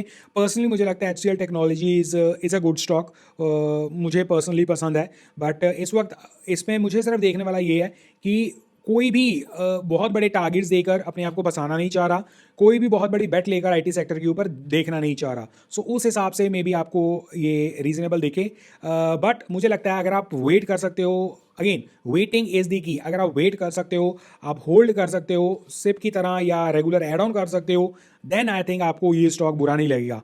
M&M के ऊपर हमारा प्रीवियसली बहुत फेवरेट मोतीलाल ओसवाल वाले 3623 के प्राइस पर रिकमेंडेड प्राइस था उनका, 4091 के टारगेट्स, 13 का potential, 12.86 potential upside, that is positive कहीं ना कहीं। इसके अलावा हीरो मोटोकॉर्प जो हमने काफ़ी बार डिस्कस किया हुआ है, आई थिंक मेंबर्स को, I don't think but I know members को हमने 36-37-3800 के आसपास इसके ऊपर काफ़ी पॉजिटिवली बात की हुई है। बट इस ग्रुप के ऊपर तो obviously we have our positions, या फिलहाल के तौर पर मोतीलाल ओसवाल लगभग 5600 के आसपास इज दी रिकमेंडेड प्राइस, और 6300 के टारगेट्स मेंशन कर रहे हैं, लगभग 14% की पोटेंशियल अपसाइड मोतीलाल ओसवाल वाले इसके ऊपर बात कर रहे हैं। इसके अलावा आई नो ये वीडियो बहुत लंबी हो चुकी है, बट आई थिंक पूरे हफ्ते की मैं कसर निकालने वाला हूँ। सो अगर आपको बहुत लंबी वीडियो दिख रही है तो कोई बात नहीं, as it is. By the way, जो लोग पूरी वीडियो देखेंगे, थैंक यू वेरी मच। और इस वजह से हो सकता है मैं थोड़ा बहुत फंबल भी कर रहा हूँ, बिकॉज मैं भी इसे अनएडिटेड एक उसमें शूट कर रहा हूँ। सो अगर कोई मिस्टेक्स फंबल्स हो रही हैं तो उसके लिए माफ़ी। लाइक शेयर सब्सक्राइब कर देना bye the way. Anyways and also अगर आप चैनल के मेंबर नहीं हो और बनना चाहते हो तो क्रिएटर को सपोर्ट करने के लिए बनना, किसी लालच की वजह से मत बनना। एनीवेज, एंड्योरेंस टेक, इसके बारे में आई थिंक ये उस वक्त हमने डिस्कस किया था जब इसके बारे में आई डोंट थिंक सो कोई रिपोर्ट्स वगैरह भी आती थी। फिलहाल 3000 के आसपास के रिकमेंडेड प्राइस के ऊपर 3300 के टारगेट्स मेंशन कर रहे हैं, that is 13% something, so that's just info. Maruti Suzuki ऊपर 13.68% अपसाइड पोटेंशियल मैप किया है मोतीलाल ओसवाल की तरफ से, टारगेट प्राइस मेंशन है 18,500 के, और पिछला स्टॉक भी मोतीलाल ओसवाल की तरफ से ही रेकमेंडेड था। इसके अलावा मैं और इंटरेस्टिंग स्टॉक्स कुछ देख रहा हूँ, जो लिस्ट है मेरे पास कंप्लीट, जो ब्रोकरेज हाउसेस की तरफ से रिकमेंडेड है। एक और है चॉइस इक्विटी ब्रोकिंग की तरफ से, 24 अक्टूबर को मार्क्सन्स फार्मा के ऊपर दोबारा से एक रिपोर्ट इनिशिएटेड हुई है जिसमें 18% प्लस का अपसाइड बताया है। रिकमेंडेड प्राइस था 179, टारगेट है 210, तो लगभग 200 के ऊपर। आई थिंक मैंने प्रीवियसली जितनी रिपोर्ट्स देखी हैं, लगभग 200 के ऊपर तो रिकमेंडेड प्राइस के बारे में, सबके बारे में बातें चल ही रही हैं। KPIT टेक के ऊपर चॉइस ब्रोकिंग वाले कह रहे हैं 18% के ऊपर का पोटेंशियल टारगेट, दैट इज 1400 का टारगेट उनकी तरफ से ये मेंशन है। इसके अलावा interesting choice Equity broking Infosys के ऊपर 18% के ऊपर की अपसाइड, टारगेट 1810 का मेंशन किया हुआ है। रिपोर्ट जब आई थी 24 अक्टूबर को 1525 के रेट से, आई थिंक इनका जो है बायबैक वो रेट्स भी इसमें कहीं ना कहीं फैक्टर इन कर रखे हुए हैं। चॉइस इक्विटी ब्रोकिंग की तरफ से ही ग्रासिम इंडस्ट्रीज को 20% से ऊपर का पोटेंशियल 3420 के टारगेट मेंशन किए गए हैं। पीआई इंडस्ट्रीज 4310 के टारगेट्स 20% से ऊपर की अपसाइड जो है मेंशन की गई है। इसके अलावा HAL डिफेंस सेक्टर के ऊपर बेसिकली, या HAL not stood as a defence sector, क्योंकि डिफेंस सेक्टर के ऊपर हम रेगुलर बात कर रहे हैं, वो आपको याद ही होगा। HAL के ऊपर मोतीलाल ओसवाल वाले अभी भी 20% से ऊपर की अपसाइड की बात कर रहे हैं, 5800 के टारगेट्स वो मेंशन कर रहे हैं। MRF that is surprising, Motilal Oswal वाले MRF के ऊपर 21% से ऊपर की डाउनसाइड के बारे में बात कर रहे हैं। फिलहाल स्टॉक 160 के ऊपर ट्रेड कर रहा है और उनके हिसाब से पोटेंशियल टारगेट 125 के आसपास है, which is a surprising thing, क्योंकि रिसेंटली आपने देखा कि सीएट के रिजल्ट्स कैसे आए हैं। CEAT is our one of the favourite stock. I don't know about buddies group, maybe buddies group को भी I think, no not buddies group, YouTube members को आई एम नॉट श्योर कि हमने बात की हुई है या नहीं, मे बी की होगी, बट बडीज ग्रुप के पास वो ऑलरेडी काफ़ी लोअर लेवल से ऑलरेडी है भी। सो विच इज़ अ सरप्राइज कि वहाँ पर रिजल्ट्स बहुत अच्छे आए हैं, यहाँ पर ये डाउन साइड दे रहे हैं, दैट्स अ सरप्राइजिंग थिंग। इसके अलावा भी और बहुत सारे स्टॉक्स हैं, बट आई थिंक आज के लिए ये स्टॉक्स काफ़ी हो गए हैं। Let's move to the next topic, क्योंकि ब्रोकरेज हाउसेज की तरफ से हमने काफ़ी ये स्टॉक्स बात कर रही हैं, और इवन लार्ज कैप स्टॉक्स के बारे में, हालांकि इसमें लार्ज कैप्स अगर मैं स्पेसिफिक जो मेरे पास लिस्ट है, Tata motor, let's talk about some large cap stocks also. Tata motor potential target 687 और 400 के आसपास स्टॉक ट्रेड कर रहा है। मोतीलाल ओसवाल की ये रिपोर्ट है 24 अक्टूबर की। दैट मीन्स पोटेंशियल टारगेट भाई 70%, कैलकुलेशन सही है, वट कैलकुलेट कर लो, आई थिंक कैलकुलेशन तो सही होगी। 406 के रिकमेंडेड प्राइस के ऊपर 687 के targets, I don't know whether they have factored in, but I mean इतना बड़ा टारगेट। हमने टाटा मोटर के ऊपर स्टॉक स्पेसिफिक बात की हुई है, हम भी पॉजिटिव थे उसके ऊपर, बट इतना positive, that's an interesting thing. Large caps के बारे में बात हो रही है, इसके अलावा कुछ इंटरेस्टिंग स्टॉक्स भी बात कर लें साथ में। 1850 के ऊपर रिकमेंडेड प्राइस है ग्लेनमैक फार्मा का, by the choice Equity Broking Private limited, लगभग 40% की अपसाइड के बारे में बात हो रही है। 2530 के टारगेट्स उन्होंने मेंशन किए हैं, which is not bad. Hyundai Motors के ऊपर मोतीलाल ओसवाल अभी भी पॉजिटिव है, 31% से ऊपर की अपसाइड के बारे में बात हो रही है। 2979 के टारगेट्स उनकी तरफ से जो है वो मेंशन किए गए हैं, that is not bad at all. Happiest mind, okay happiest mind ये कहाँ से रह गया भाई? अभी आज ही हमने हैप्पीएस्ट माइंड को जो है वो किया है, इसी वीडियो पर हमने एनालाइज किया है, और एनालाइज नहीं किया है, से एनालाइज हमने प्रीवियसली किया हुआ है, बट हमने एक उसके ऊपर थोड़ा सा रिकैप किया है। Choice Equity Broking Private limited happiest mind के ऊपर पॉजिटिव है, and look at that targets, 40% के ऊपर का पोटेंशियल, 730 का टारगेट भाई उन्होंने मेंशन कर दिया है ये, विच इज़ वेल, जिनके पास हैं उनके मन में तो लड्डू फूटा ही होगा। एनीवेज, इसके अलावा यूटीआई एएमसी के ऊपर मोतीलाल ओसवाल वाले कहते हैं 26% से ऊपर की अपसाइड, रिकमेंडेड प्राइस 1314 की है, 24 अक्टूबर की डेट है जब उन्होंने मेंशन किया है। 1700 के टारगेट्स उन्होंने यहाँ पर मेंशन किए हैं। इसके अलावा अल्ट्राटेक सीमेंट के ऊपर choice Equity Broking Private limited 27% से ऊपर के potential upside targets, recommended price है 12000 के ऊपर की, जब उन्होंने 24 अक्टूबर को ये रिपोर्ट निकाली थी। 15210 के टारगेट्स उन्होंने मेंशन किए हैं। चॉइस इक्विटी प्राइवेट ब्रोकिंग की तरफ से ही टीसीएस के ऊपर बाय की रेटिंग, और लगभग 29% की अपसाइड वो कह रहे हैं। 3950 के टारगेट्स वो मेंशन कर रहे हैं। वाओ, तो ये सम लार्ज कैप्स जो हैं इनके ऊपर आप नजर रख सकते हो बॉस। एसीसी के ऊपर चॉइस इक्विटी ब्रोकिंग, भाई ये तो पूरे घोड़े खोल का टारगेट्स दे रहे हैं यार। चॉइस इक्विटी वाले कह रहे हैं लगभग 33% से ऊपर का अपसाइड, 2475 के टारगेट्स मेंशन कर रहे हैं। 1857 पे स्टॉक था 24 अक्टूबर को जब ये आपकी इनकी बाइंग रिपोर्ट आई है। वाओ, इसके अलावा सेनरोज फार्मा चॉइस इक्विटी वाले, इसमें अभी भी 25% की अपसाइड के बारे में बात कर रहे हैं। 751 रिकमेंडेड प्राइस इनकी तरफ से 24 अक्टूबर को, 960 के टारगेट्स, और ये हमने प्रीवियसली भी डिस्कस किया हुआ है, और फुल इसका जो है एनालिसिस हमने किया हुआ है। तो आई थिंक इसके अलावा लुपिन के ऊपर चॉइस इक्विटी वाले 23% की अपसाइड पोटेंशियल के बारे में बात कर रहे हैं। 1945 के ऊपर ये रिपोर्ट आई थी 24 अक्टूबर को, और 2375 के targets they have mentioned. ICICI bank के ऊपर 23% से ऊपर की पोटेंशियल अपसाइड मोतीलाल ओसवाल की तरफ से, टारगेट 1700 के। वाह, अशोक लेलैंड के ऊपर लगभग 22% की अपसाइड मोतीलाल ओसवाल की तरफ से, 166 के टारगेट्स। एचडीएफसी एएमसी के ऊपर 6800 के टारगेट्स, जो कि 22% से ऊपर का अपसाइड बताता है मोतीलाल ओसवाल की तरफ से। एलआईसी के ऊपर 21% से ऊपर के टारगेट्स, 1080 के टारगेट्स हैं मोतीलाल ओसवाल की तरफ से। Wow, that is not bad at all. So ये सारे वो स्टॉक्स हैं जो आई थिंक लार्ज कैप्स की कैटेगरी में भी कहीं आते हैं। तो आई थिंक काफ़ी स्ट्रॉन्ग काफ़ी स्ट्रॉन्ग ब्रोकरेज हाउसेस की तरफ से जो है ये रिकमेंडेशंस है। आपको इनमें से कौन सा स्टॉक अच्छा लगा और आपका क्या विचार है इसके ऊपर? Now next talk about Dow Jones, थोड़ा सा इंटरनेशनल हो जाते हैं और इसे हम सिर्फ चार्ट्स पर देखेंगे। आपकी स्क्रीन के ऊपर डाउ जोन्स का चार्ट आपको दिख रहा है। Well, crossing all walls of worries, 50 DMA को कंप्लीटली रिस्पेक्ट करते हुए वन डायरेक्शन में ऊपर जाते हुए जब से इसने इन लेवल्स को लाइक से 42,000 एंड ऑल दैट, या इसने न्यू हाइज यहाँ पर तोड़े हैं। Well, one sided move which is I think, मुझे लगता है इसे देखकर निफ्टी के ऊपर लोगों का इंटरेस्ट काफ़ी हो गया होगा और आई डोंट नो टीवी चैनल्स पर काफ़ी ये बातें आ भी गई होंगी अब तक कि अगर डाउ जोन्स इतना राइज कर सकता है इन वैल्यूएशंस पर या इस तरह राइज कर सकता है अपने पुराने हाइज को तोड़कर, तो क्या निफ्टी या निफ्टी बैंक नहीं कर सकता, this and that. Well, that's an interesting take. बाकी we have to also the factor in the वाली वो चीज़ कि उनकी एआई इंडस्ट्री और वो जिस इंडस्ट्री या जिस जो कंपनीज के बारे में हम बात कर रहे हैं उनकी वैल्यूएशंस भी देख लो, जो दुनिया भर में मतलब इतनी कमाल की कंपनीज बनाकर बैठे हुए हैं और हमारी डेली नीड इवन यहाँ ये भी हम उसी कंपनी के हिसाब से या उनकी कंपनी के ऊपर ही काम कर रहे हैं। तो जस्ट इमेजिन उनकी वैल्यूएशंस जाकर देख लो, देन आपको समझ आ जाएगा कि ये क्यों ऊपर बढ़ते जा रहा है। बट एनीवेज, बढ़ तो रहा है, सारे देख भी रहे होंगे। तो इसमें वरी या वार्निंग साइंस कब आएंगे? वेल, आई थिंक फिलहाल के तौर पर नज़र तो नहीं लगानी चाहिए, बट एक है जब ये 50 डीएम अपना तोड़ेगा, उस वक्त जहाँ भी होगा, फिलहाल 45,900 के आसपास है। बट मोर और लेस आई थिंक जब तक ये लेवल्स, जब तक पॉसिबली ये 44,900 वाले ये लेवल्स जो कि इसने जिन लेवल्स पर ब्रेकआउट दिया है उन लेवल्स को ये नहीं तोड़ता, तब तक आई डोंट थिंक सो इसमें हमें ज़्यादा सोचने की ज़रूरत है। सो ये चल रहा है, इट इज़ की ट्रेडर्स की मौजें लगी हुई हैं but with a proper stop loss. हम इसे देखकर बस खुशी हो सकते हैं और तो क्या कर सकते हैं। सो नेक्स्ट इज हमारे ट्रंप दद्दा। कोई भी वीडियो ट्रंप दद्दा के ऊपर ना हो, ये ऐसा कैसे हो सकता है? Trump versus Russian oil versus the India. Trump दद्दा की तरफ से रशियन ऑयल रादर ऑयल के ऊपर बोला गया कि रशिया से नहीं लेने का, तुम्हें रशिया से परमिशन नहीं है लेने की। उनकी I think 2 top of the companies के ऊपर बैन वगैरह कुछ लगा दिया है, रिस्ट्रिक्शंस लगा दिए हैं। उसका इंपैक्ट क्या होगा, this and that. Obviously crude oil थोड़ा सा राइजिंग में था एंड ऑल दैट, बट इसके ऊपर मैं यही कहना चाहूँगा, दो एस्पेक्ट्स हैं चीज़ों के। एक जो मेरा मानना है और दूसरा जो एक दुनिया में ओवरऑल एक बस चल रही है या एक other side of the story भी है। Other side of the story ये कहती है कि मे बी ट्रेड डील आसपास पहुंच रही है जहां पर दद्दा ने बोला था कि इंडिया से मोदी साहब से उनकी बात हुई है और दे हैव एग्रीड कि वो कहीं ना कहीं डीलिंग नहीं करेंगे, दिस एंड दैट।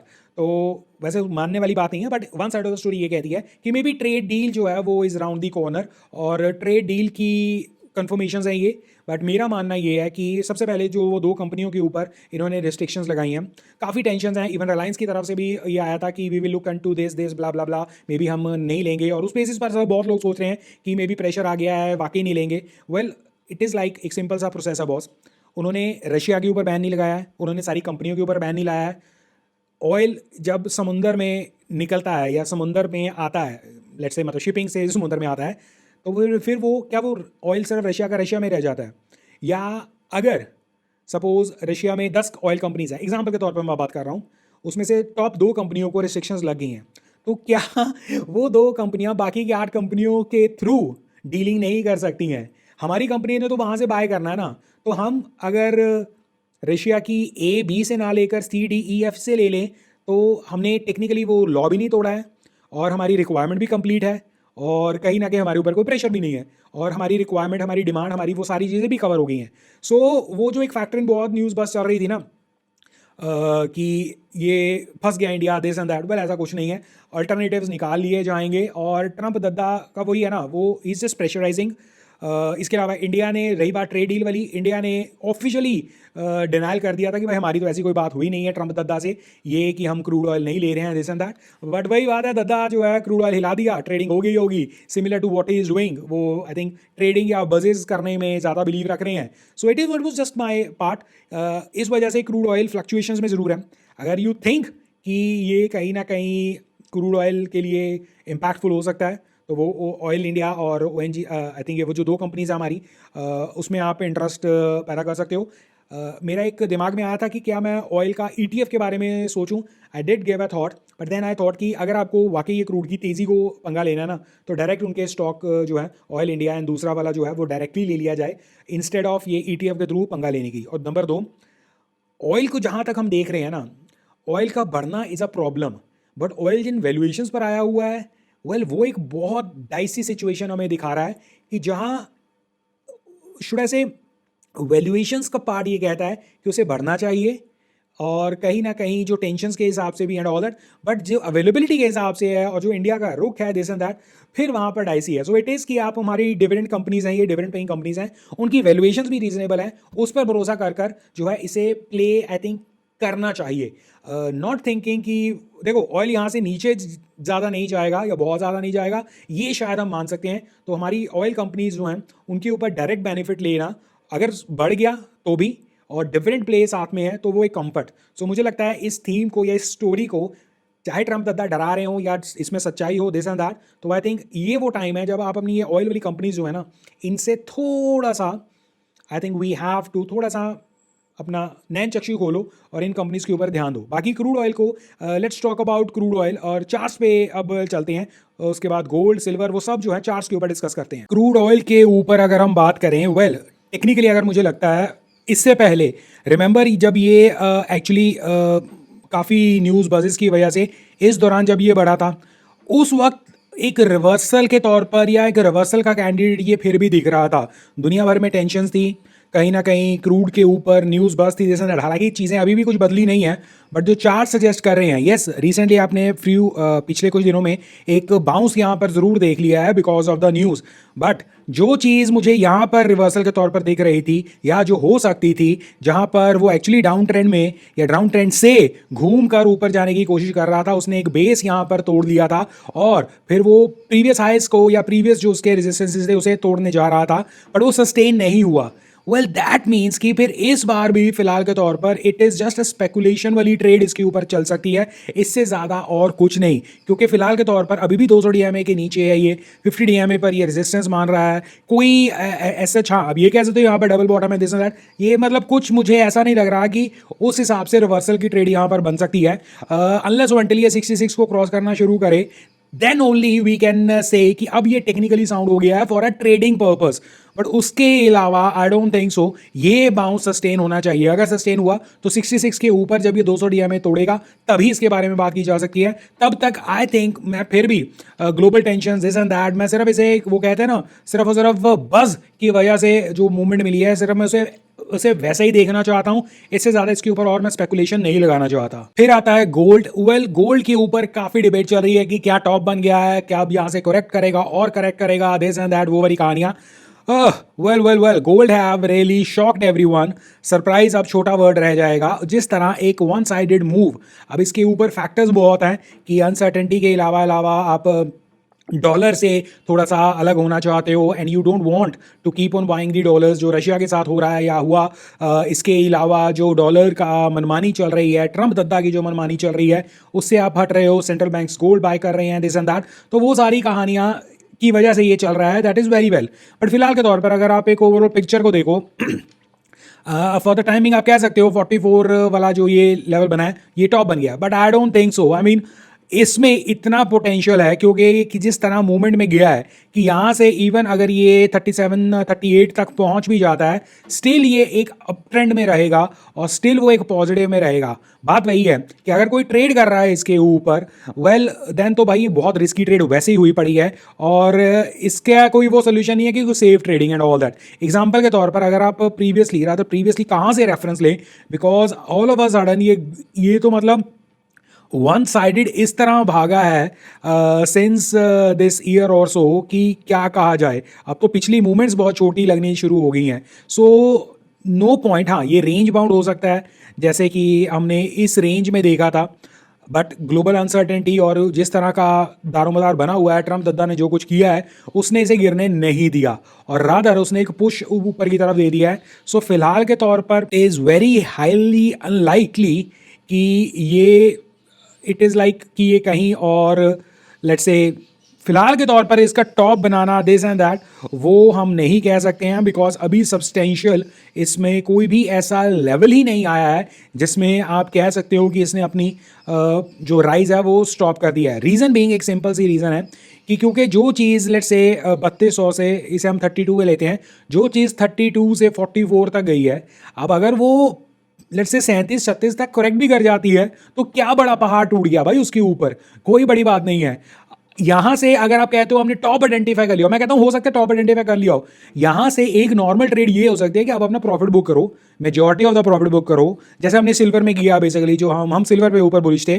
बट ये कह देना यहाँ पर टॉप बन गया, यहाँ पर ये हो गया, भाई ये तो सिर्फ तुक्केबाजी वाली बात है, ये एनालिसिस नहीं हो सकता।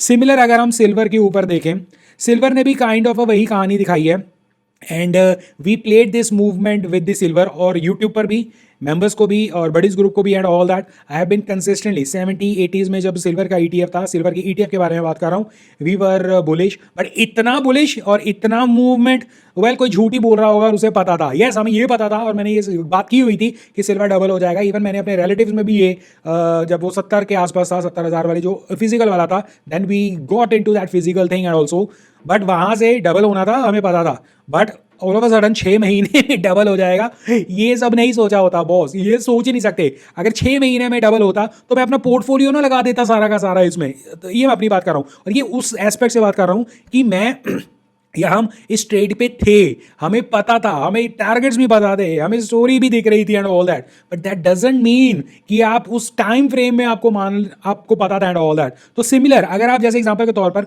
हमने रिसेंटली, अब मैं सिल्वर के इसकी जगह ना मैं सिल्वर ETF के बारे में बात करता हूँ, एक सेकेंड, सो दैट मैं आपको चीज़ समझा सकूँ, क्योंकि जिस हिसाब से ये मूव किया है, just look at this movement.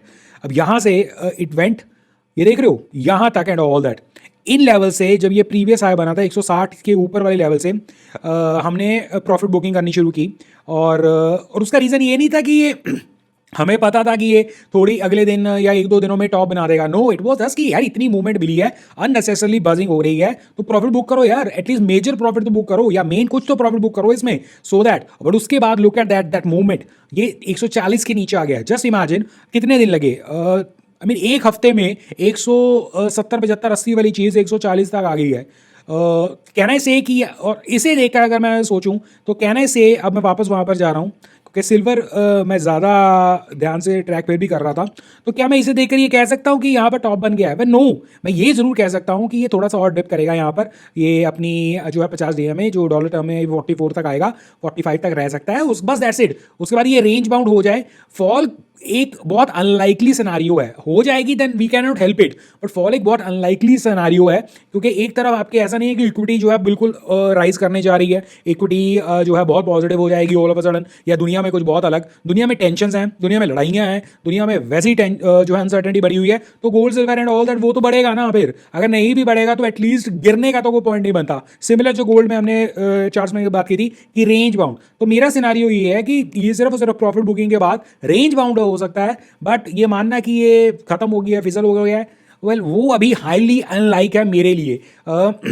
हो जाए I don't mind that, because I don't mind that basically, because मुझे लगता है कि कहीं ना कहीं इक्विटी पे बढ़ेगी या इक्विटी के ऊपर नज़र ज़्यादा रहेगी। आई विल लव दैट कि इक्विटी में ज़्यादा इंटरेस्ट है मेरा, क्योंकि बट इस वक्त range bound is the best scenario जो मुझे दिख रहा है, और डोंट बी सरप्राइज ये यहाँ से एक नया हाई बनाना शुरू कर दे, वो भी मैं फैक्टर इन कर चलूंगा, वो भी मैं इग्नोर नहीं करूंगा, बट ड्रॉप हो जाना, टॉप बन जाना, वो मैं अभी उस कैंप में नहीं हो सकता। फिर है एक ताज़ा IPO जो आने को तैयार है, वो है लेंसकार्ट का IPO।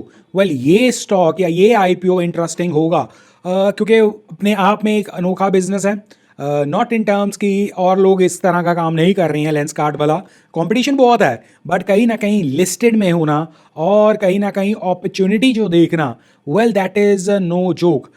मैं देख पा रहा हूँ इसमें कि राधा कृष्ण धमानी साहब इसमें ऑलरेडी इन्वेस्टेड हैं, बड़े नाम लाइक सॉफ्ट बैंक हो गया वो इसमें ऑलरेडी है, सो दैट मीन्स कहीं ना कहीं लेंसकार्ट के लिए ये एक अच्छी अपॉर्चुनिटी है, और even investors can look into this.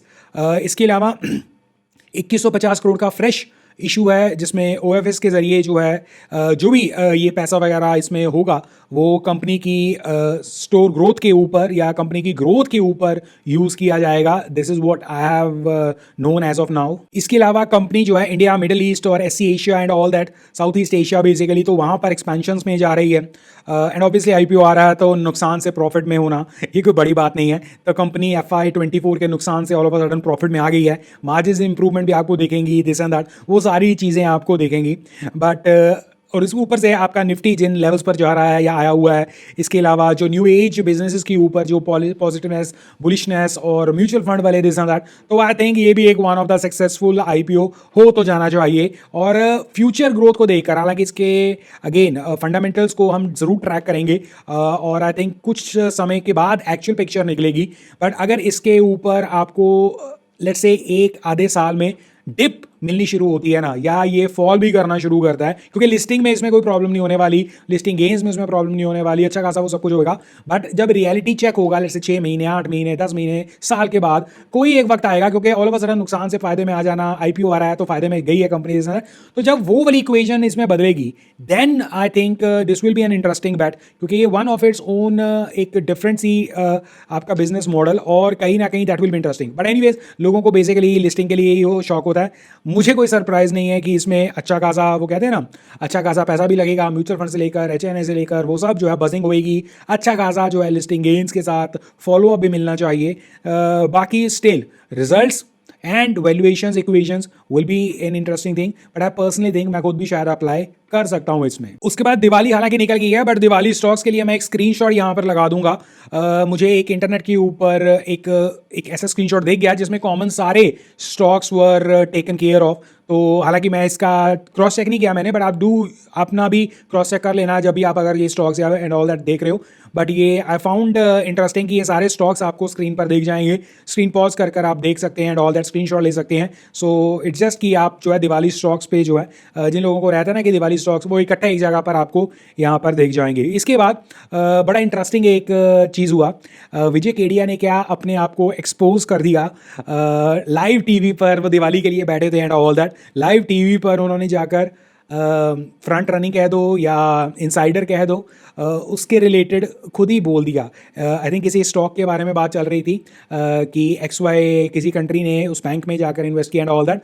विजय केडिया के मुंह से निकल गया कि आपको, रादर डेट भी उन्होंने मेंशन कर दी कि इस डेट के बाद आपको इसकी भी आपको खबर मिल जाएगी कि इसमें भी कोई डाल रहा है पैसा दे दैट। तो क्या ही अब कहने को आप कह सकते हो कि वो मजाक में उनसे मुंह से निकल गया, या मे भी उन्होंने मजाक ही किया हो, ये भी आप कह सकते हो। बट अगर अगले 3-4 महीनों में ये खबर आ गई, क्योंकि ये तो नो ब्रेनर है ना कि अगर कोई बंदा इस तरह टीवी पर बोल गया तो कहीं ना कहीं उस न्यूज़ को आप पुश बैक किया ही जाएगा। बट अगले फेडरल बैंक के ऊपर अगले 6 महीनों में कोई ऐसी वैसी न्यूज़ आ गई तो समझ लेना कि टीवी चैनल पर बैठकर किस बंदे ने इनसाइडर्स की पोल खोल दी थी, या शुड आई से उसने बता दिया था कि बड़े बड़े इन्वेस्टर्स क्या कर सकते हैं या क्या हो सकता है। बाकी मे बी ये मजाक हो, मे बी कुछ भी हो, बट लगा नहीं था। बाकी मैं इसी वीडियो पर अभी यहाँ पर ऑडियो लगा दूंगा, क्योंकि वीडियो में लगाना मुझे लगता है कि मुझे नहीं लगता सही रहेगा, क्योंकि वीडियो में कहीं भी हैंकी पैंकी कुछ हो सकती है। बाकी आप शो देख लेना, ET नाउ का वो पूरा पैनल साथ में बैठा हुआ था, वहाँ पर विजय केडिया साहब दिवाली के लिए बैठे थे, वहाँ पर आपको पता लग जाएगा। इंटरनेट पे चल गया होगा अभी तक ज़्यादातर, बट मैं ऑडियो सुना देता हूँ, वो यहाँ पर मैं कहीं ऑडियो आप सुन लेना। अब जिसको मजाक लगता है मजाक, बट मेरे लिए सरप्राइजिंग नहीं था, बाकी देख लो आप। Look at what is happening in RBL Bank now. What is happening in Federal Bank now? Again, they are on 24. They are also going to announce somebody is going to invest. So I think this sector is a sunrise investor. Why are you laughing, bhai? Because he agrees with you. Someone investing in Federal Bank. So उसके बाद we have gold versus equity की debate कि इस वक्त क्या gold और equity में आपको गोल्ड का पोर्शन बढ़ाना चाहिए, this and that. Well, standard debate है, और प्रीवियसली बहुत साल पहले मैं I was completely against this gold trade, this and that, but later on I did realise and I did learn कि किसी भी चीज़ को कम्प्लीटली आप इग्नोर नहीं कर सकते हैं, स्पेशली वो चीज़ जो एटलीस्ट फिजिकल फॉर्म में तो अवेलेबल हो।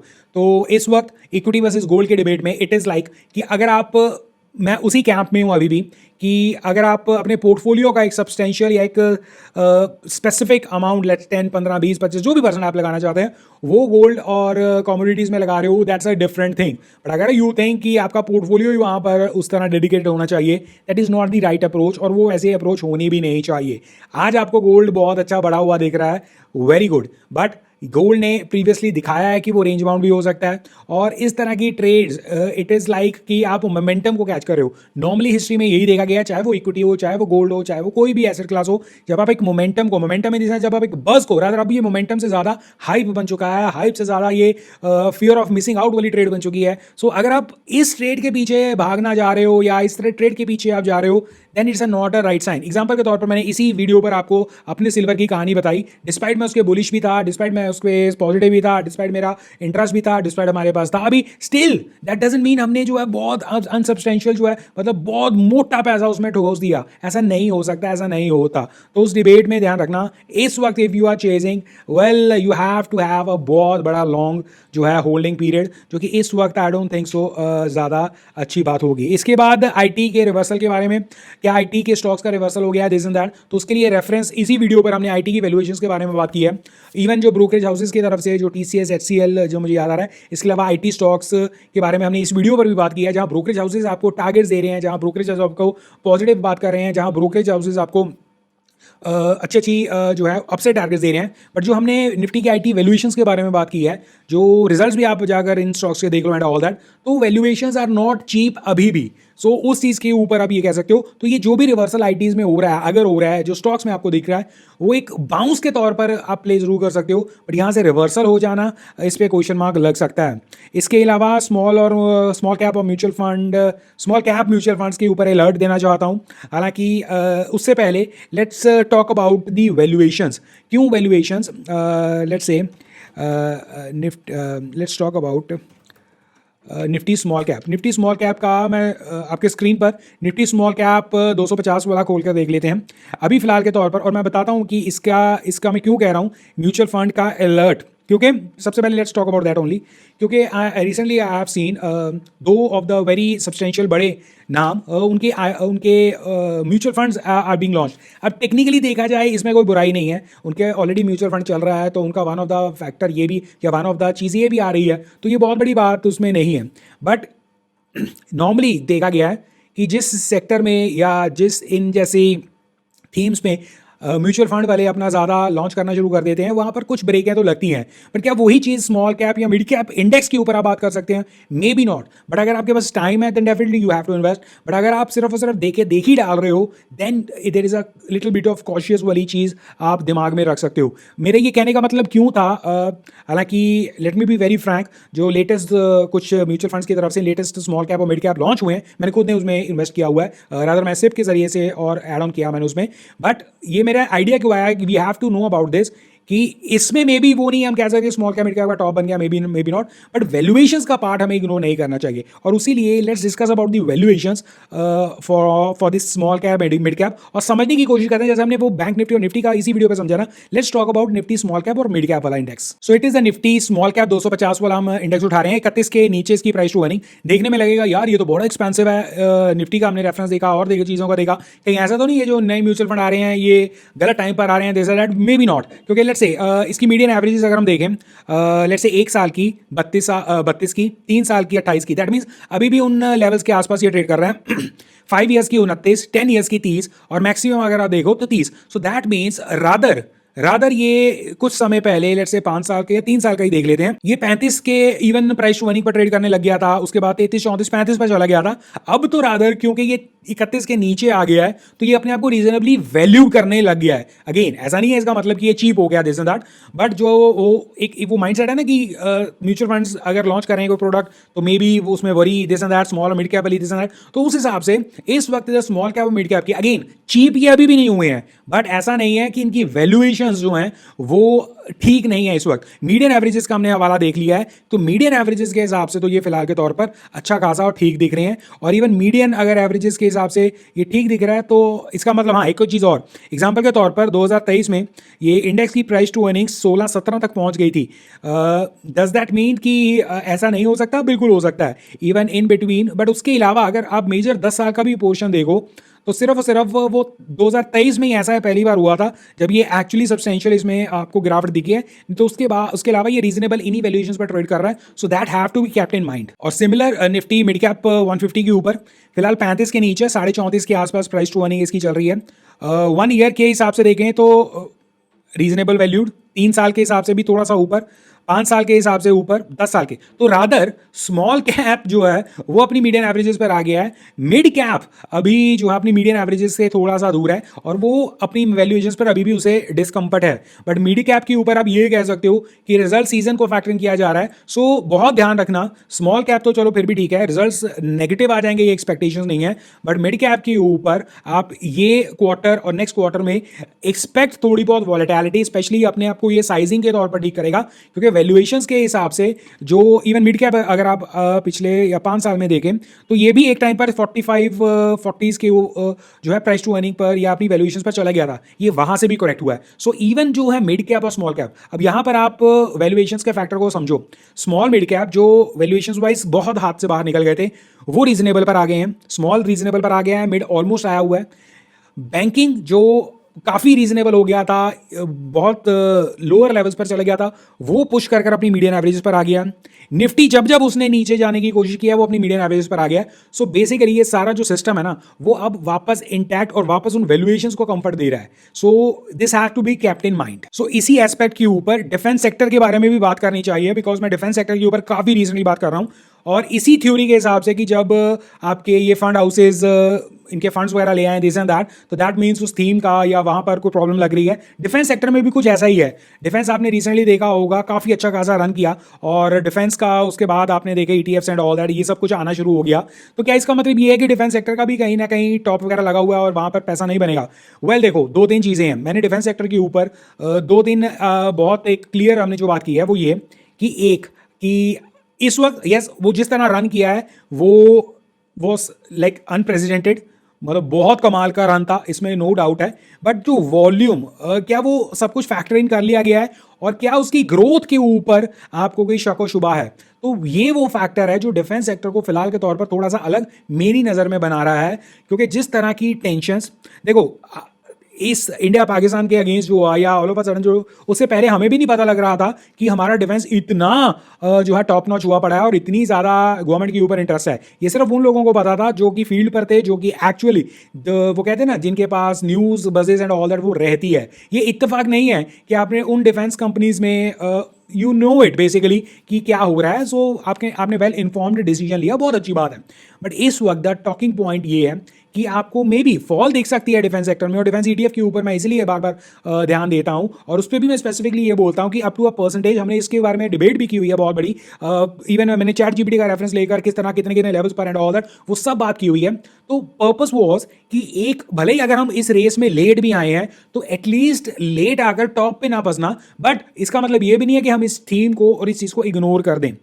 अगर डिफेंस सेक्टर जिस तरह रिक्वायरमेंट में है, जिस तरह आप मेक इन इंडिया के ऊपर अपनी रिक्वायरमेंट के ऊपर बढ़ने जा रहे हो एंड ऑल दैट चल रहे हो, उस केस में आपको ये रियलाइज करना होगा कि वॉल्यूम, पहला कि वॉल्यूम कितना सब्सटेंशियल इंक्रीज, दूसरा उस वॉल्यूम सब्सटेंशियल इंक्रीज के ऊपर कंटिन्यूटी, और उसके ऊपर जितना आपका ऑलरेडी हो गया है उसके ऊपर कितनी ग्रोथ। तो ये सारी चीज़ें डिफेंस में अभी भी मौजूद हैं और वैल्यूएशंस वहाँ पर I don't think so. Even अगर आपको अभी भी एग्जांपल के तौर पर इसी स्ट्रीम में हमने ब्रोकरेज हाउस की रिकमेंडेशन वाले स्टॉक्स के बारे में डिस्कस की, वहाँ पर 1-2 डिफेंस के स्टॉक्स भी थे, वहाँ पर भी उन्होंने उसका अपसाइड दिया हुआ है मेंशन कर 20-30% की अपसाइड के बारे में बात की है। सो डज इट मीन कि उन स्टॉक्स ने टॉप ना दिया? No. Similar defence sector, what I believe कि डिफेंस सेक्टर भले ही आपको एक्सपेंसिव लग रहा हो या भले ही लग रहा हो कि बहुत चल गया this and that, but we can not ignore जो रियलिटी हमारे आसपास हो रही है।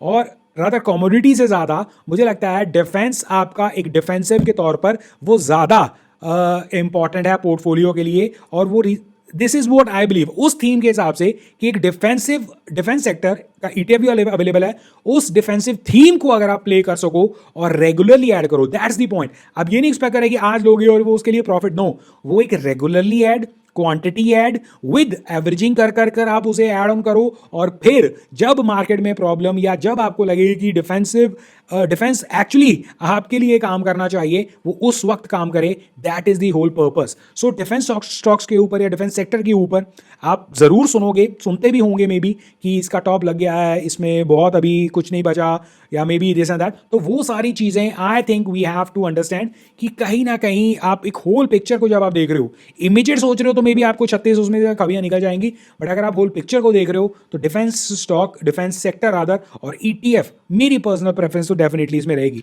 इसके अलावा कुछ क्वेश्चन आंसर्स हमारे रह गए थे प्रीवियसली, मेंबर से मैंने क्वेश्चन मंगवाए थे एंड आई अपोलोजाइज, मैं उनका आंसर नहीं दे पाया, बट फटाफट जो जितना मैं कर सकता हूँ वो हम इस पर बात कर लेते हैं। एन भट्ट साहब ने कहा था कि 3M India can be consider at the current price. Well 3M India बहुत कमाल की कंपनी है, मतलब एकदम टोटा कंपनी है बेसिकली, बट प्रॉब्लम है उसमें कि वो पेशेंस को ही रिवॉर्ड करेगी। अगर आपके पास पेशेंस है, बाय इट, होल्ड इट, जो भी आप करना चाहते हो, मैं पर्सनली बहुत उसे प्रेफर करता हूँ, बट कहीं ना कहीं you have to have patience, this is what I believe. उसके बाद कुछ एरिया जी ने कहा है stock sudden rise and sudden fall is a bit hard to handle. Stocks उन्होंने कुछ एग्जांपल्स भी दिए हैं जो 30% गिर गए हैं, जैसे IEX, GAIL, Castrol, this and that. इसके अलावा उन्होंने मेरा IT स्टॉक्स के ऊपर व्यू मांगा है। वेल IT स्टॉक्स के ऊपर या IT एज अ सेक्टर के ऊपर हम इस वीडियो पर बहुत कुछ डिस्कस कर चुके हैं, तो रेफरेंस के तौर पर आप वो देख सकते हो। इस वक्त they are not that reasonably value, let me be very straight. हाँ, स्टॉक स्पेसिफिक देखना चाहते हो तो TCS, HCL जैसे आर नो ब्रेनर्स, तो आप उस तरह देख सकते हो। बट अगर मैं इवन IT इंडेक्स के तौर पर भी सोचूं तो मेरी प्रेफरेंस कहीं ना कहीं रहेगी कि अगर आप ले रहे हो तो आई मीन खुलकर मत लो, लिमिट हिसाब से लो, क्योंकि इससे पहले मैं सोच रहा था कि TCS में वैल्यू है, HCL में वैल्यू है, ITBs ले सकते हो, दिस एंड दैट, बट जब मैंने खुद ने वैल्यूएशंस देखी हैं देन वो मेरा क्वेश्चन मार्क थोड़ा सा लग गया है। बाकी आप जज कर सकते हो, मैंने इस वीडियो पर वो सारी वैल्यूएशंस के बारे में बात की है। बाकी जो आपने स्टॉक्स बात की हैं, IEX हो गया, कैस्ट्रोल हो गया, दिस एंड दैट, इसमें देखो हर चीज़ स्टॉक स्पेसिफिक के तौर पर ही बात की जा सकती है। जैसे कैस्ट्रोल आई नो कि इतना बड़ा डिविडेंड यील्ड देकर यार आपका स्टॉक प्राइस मूव नहीं करेगा, बहुत रेयर चांस होगा, और वो बहुत एक टाइम में होगा, जैसे 10 साल में, 20 साल में एक बार हो गया, तभी आपकी मूवमेंट होगी। उसके अलावा इतने बड़े डिविडेंड के ऊपर आपका स्टॉक नहीं मूव करेगा, तो सिमिलर वो वाली कहानी है इसके ऊपर।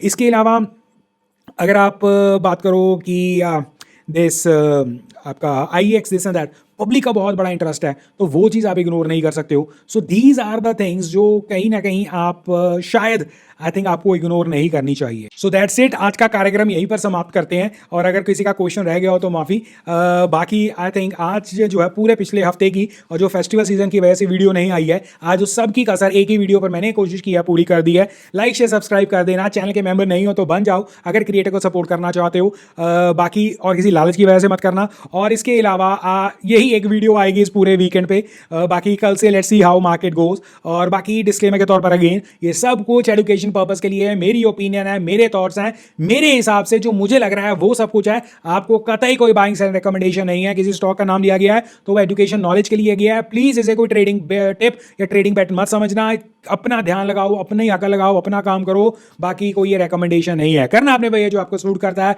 और हमेशा चैनल पर टीम पार्टिसिपेट जैसा नंबर नहीं, और कमेंट सेक्शन में ये जरूर बताना मजा आया।